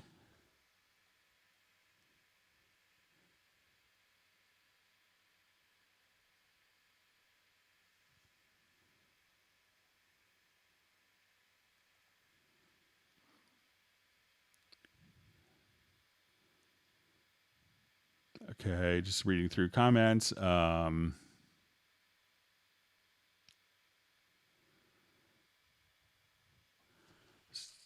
So I just see from Nick, hi Greg, my autosaves are real slow. Any way to speed up? I'm trying to think. I had a friend that ran into this, and I'm trying to think what he did to fix the problem. Nick, if you want to email me, I could contact my friend because I know he ran into something similar and was able to kind of fix it. It was something kind of unexpected. But if you want to email me at clubcubase@steinberg.de, I could check with my friend. Okay. So we see question. Hi, Greg. Maybe this was addressed earlier, but the cursor sometimes switch from white to black. So let's go ahead and take a quick look.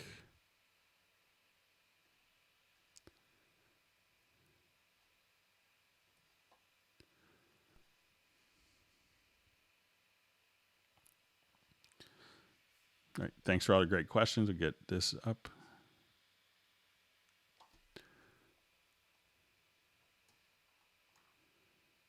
Okay, so I don't think, let's see if I can make the cursor change colors, maybe in different editors or.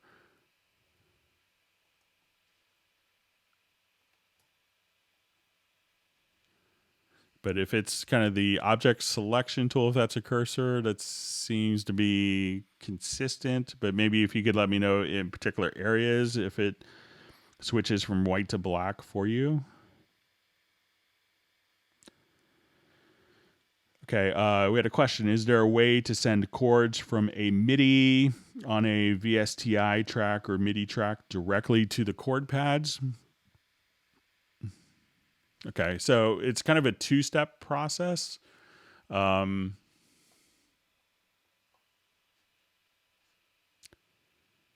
I'll just show, let's see, I think I have a project here we could do some chords on quickly.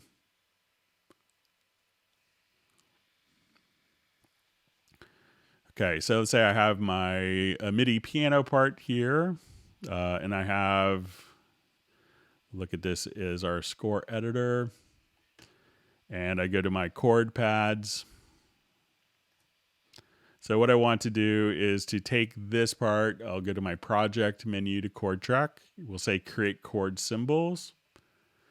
And now I think if we just come over here, we can say assign pads from chord track. And now we could just come right over here. And now these chords that were generated from this piano part, so they went to the, so again, go to project to chord track and create the chord symbols. And then from the chord track itself, you can, once you're in the chord pads, go to the functions menu and assign pads from chord track.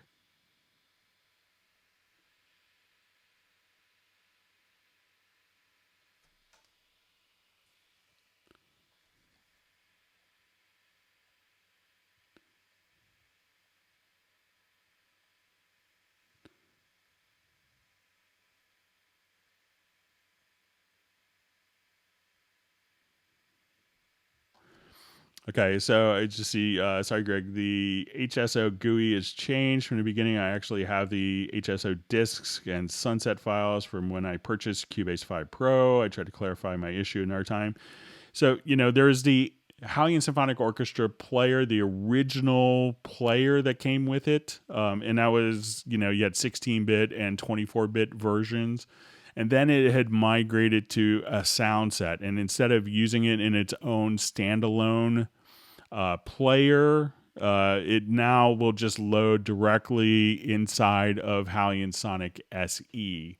It was kind of basically using the Hallian Sonic engine previously, but now when you come over here, and let's go ahead and add an instrument track, and we'll choose Hallian Sonic SE, and we go to load up a family of sounds, we'll see the HSO. So if you notice, this looks, very similar. When we go to the edit page, this will be kind of the same functionality that you had previously. but it's the older one, probably won't work with, more contemporary versions, but all the sounds are still here in the same functionality.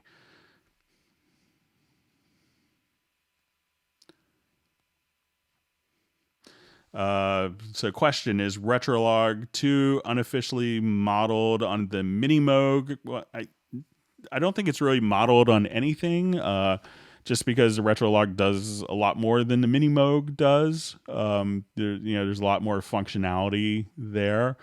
So, I think it's just a great virtual analog synth, and, a lot of great virtual analog synths have common, parameters. And obviously Moog established a lot of what, is a commonly accepted parameter in synthesis, but, it's not unofficially modeled. We originally did, the first modeling of like, the Mini Moog with our Model E plugin, way back when, like, 97-ish or so.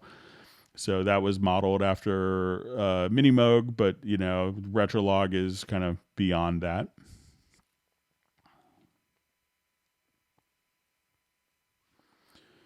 And just seeing Jeff's comment, with note expression, HSO is incredible from an oboist perspective. Yeah, the HSO is still a wonderful library. Whenever I kind of pull it up in a project, people are always like, "Oh, wow, what's that orchestral library? What is that? What is that?" And I'm just like, "Oh, it's Italian Symphonic Orchestra. It's like $100." And they're like, "Oh, wow, I have to get that." Okay.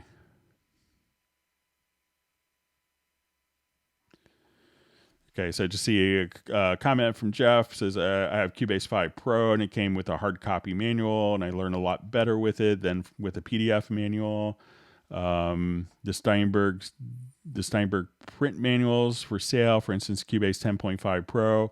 What a lot of people do, and it's for environmental reasons, because printing out 1,500 pages that go into a box isn't the most environmentally friendly thing for a lot of people that, as our tech support could confirm, didn't read the manual so much. But you could always take it to so I don't think that there's a printed copy that we manufacture anymore, but, a lot of people will take it to like a print shop, like a Kinko's in the US, and be able and just print out the PDF file and have it done just like that. So, and I just see the next comment, just ask a printing company for a quote. So, but lots of people do that. So, if we think of kind of the environmental impacts of, all the paper being used, the manufacturing, how much more weight it costs for shipping and fuel costs and stuff like that,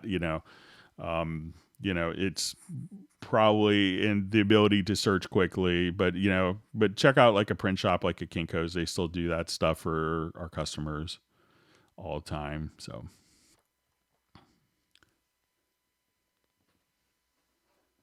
okay, we're doing okay with time. Let me just.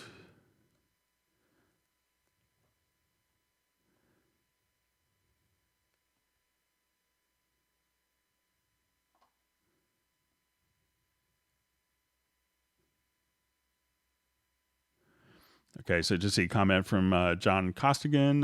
Thanks for showing me the Curve EQ. I've needed to compare old TR-626 drum samples to saved ones. Now I can. Yeah, it's great.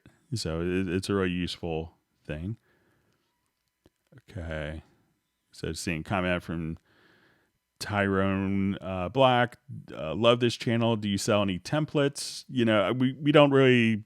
I find that templates are very personal. Like one, if we can make a template that works, but if you don't have a particular instrument, then the template doesn't make sense. So, so I don't think Steinberg comes with a lot of templates in the software, but we don't necessarily sell templates. I know other people do, and it's often perceived as the quick way to, get around your system. And, templates work, but I think depending on what plugins you have, it will kind of, can make a big difference.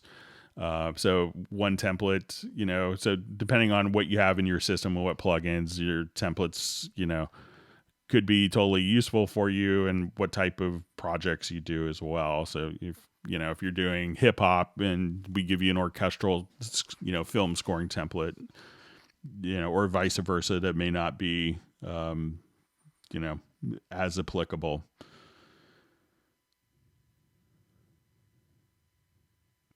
Okay. Hello, Greg. I purchased the songwriters add-on. How do I get it to show up in the media area with the others, like under the loops and samples category?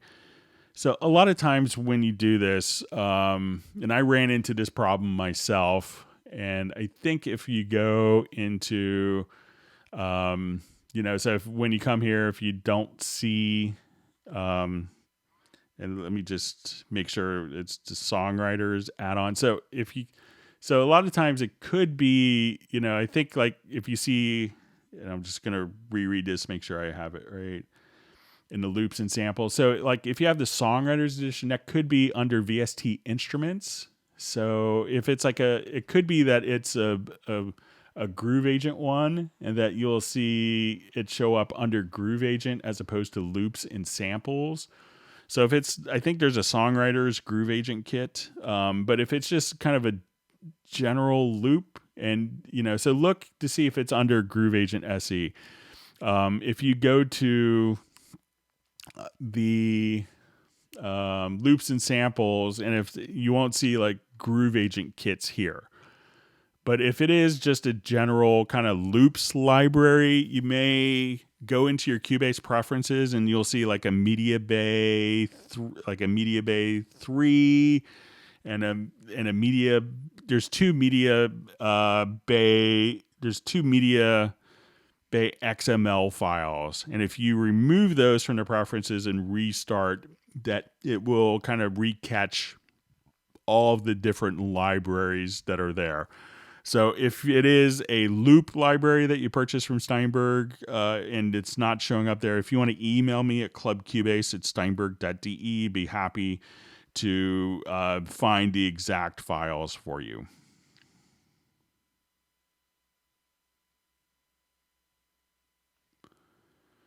Okay. Okay, so let's just see.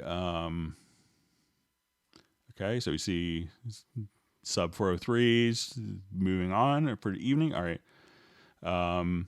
So, and I'm just seeing Jeff's comments. This is like that's right there. There were 16 slots in original GUI of HSO. So, when you come here, you'll see the 16 slots that you could have, your different instruments all loaded up there.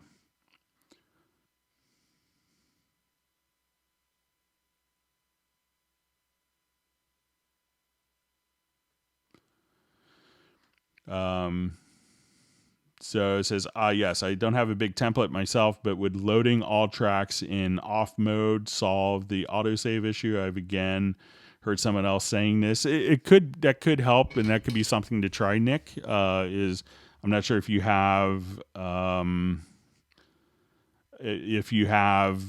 instruments are disabled or not, but I'll reach out to my friend, see if I could reach out for him. Okay. So let's see. I think I may be caught up. Let's take a look. All right. Let's see how we're doing on time. So we're 3 hours and 49 minutes. We'll see if there's any more questions. And if you guys have learned something new, make sure you hit the like button. And if you haven't subscribed to the channel, make sure you do that as well. I think I'm caught up. Let's see if I'll give it another minute. I know we have a delay from when I speak with you to when you guys hear it. But let's go ahead and see if there's any last minute questions that come up. And if not, we could wrap up a little early, and so we'll wait.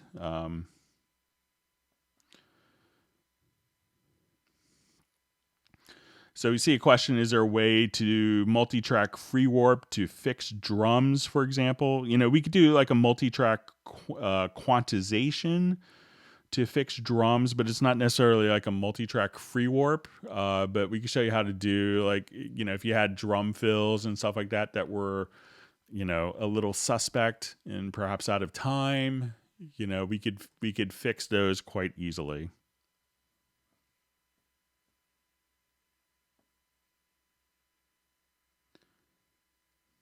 Okay, so let's go ahead and take a look at the drums here.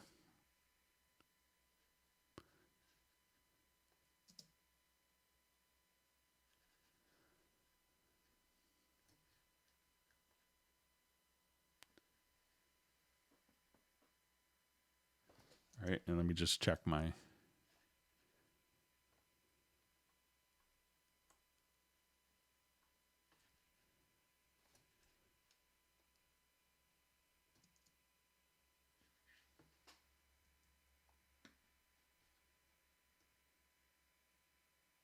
All right, so but there's not like a traditional audio multi-track free warp at this point.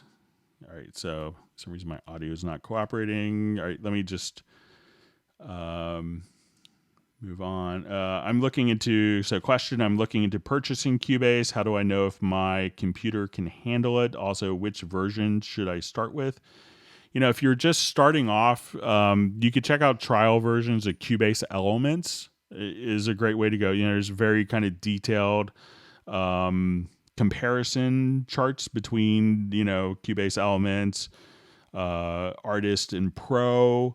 So, you could definitely look at that. So there's an Elements trial version. There's also, if you get a USB-E licenser key, if you're, depending on if you think, you're going to want to use all of the available features of Cubase, you're going to have the ability to, with the USB-E licenser, to try the Cubase Pro trial version as well. So that, you could try each of them out and, figure out exactly where your needs are. And if you start off with Cubase Elements, see if this is playing audio, and then migrate later, you could always upgrade to different ones as well.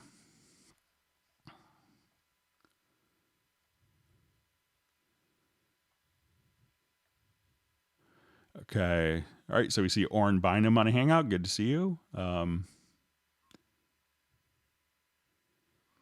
Okay. We see some people I have to check out.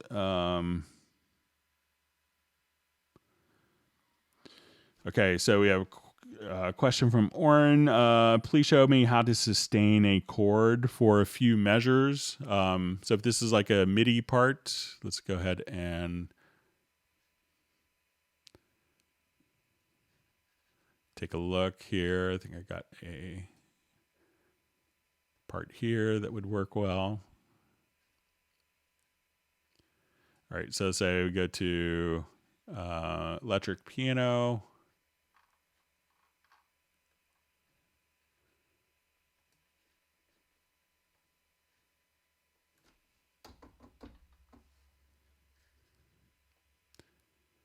And so let's say I have a part in here. You could just, so let's say I have,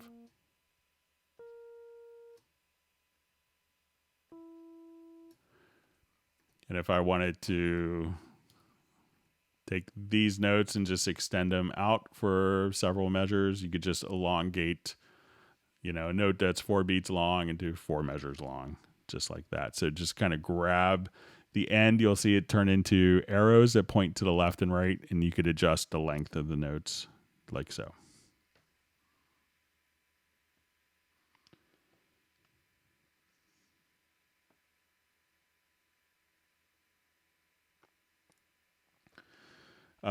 So question for audio quantizing: why can't Cubase simply use the metronome as a timing source if the musician was using that as a guide? The quantizing will do that, but you could still have, you could choose, they could still be using the metronome, but you may want to quantize it to triplets as opposed to tuplets, or sixteenths as opposed to quarter notes or whole notes. So it could really depend upon, and a lot of times people don't actually, record to a click track. But if they're using that, you could, and especially for audio quantizing, so it could, if they were recorded really tight, you could, it's going to use that as the basis for the grid as well. All right, see how we're doing on time. Okay, we got like maybe one or two more questions. We'll see if we get this.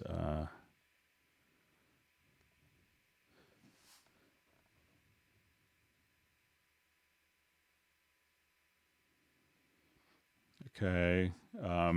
So going back to Oren's question, Greg, can I sustain a chord for a few measures without hearing the chord on the beat of every measure? So, as we just kind of dragged this chord out here, all we have to do again, and if I copy this and duplicate it, it would automatically re-trigger the notes. But if you wanted to elongate the one chord to hold it longer, just drag it out, select all the notes and grab one of the ends and drag it to the right, and that will sustain it.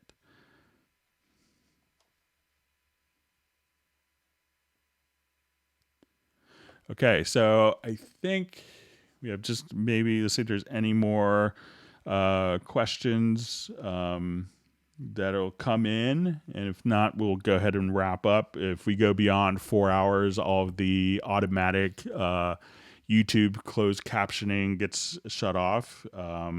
We'll be doing another hangout this upcoming Friday at 1 p.m. 1 p.m. U.S. Eastern. So kind of look for that. And sorry, my microphone stands noisy today. I want to thank everyone for being on the Hangout. Thanks for all the wonderful questions. If you've learned something new, make sure that you give a thumbs up if you haven't done that. And if you wanted to, if you haven't subscribed to the channel to be notified of future Hangouts, make sure you subscribe as well. We'll try to get the index done late tonight, maybe early tomorrow, depending on, it takes, about 3 hours to go through and do indexes, but we'll try to have that as well. So I want to thank everyone for wonderful questions. Hope to see you guys back on Friday, and everyone please stay safe and healthy. Take care and goodbye.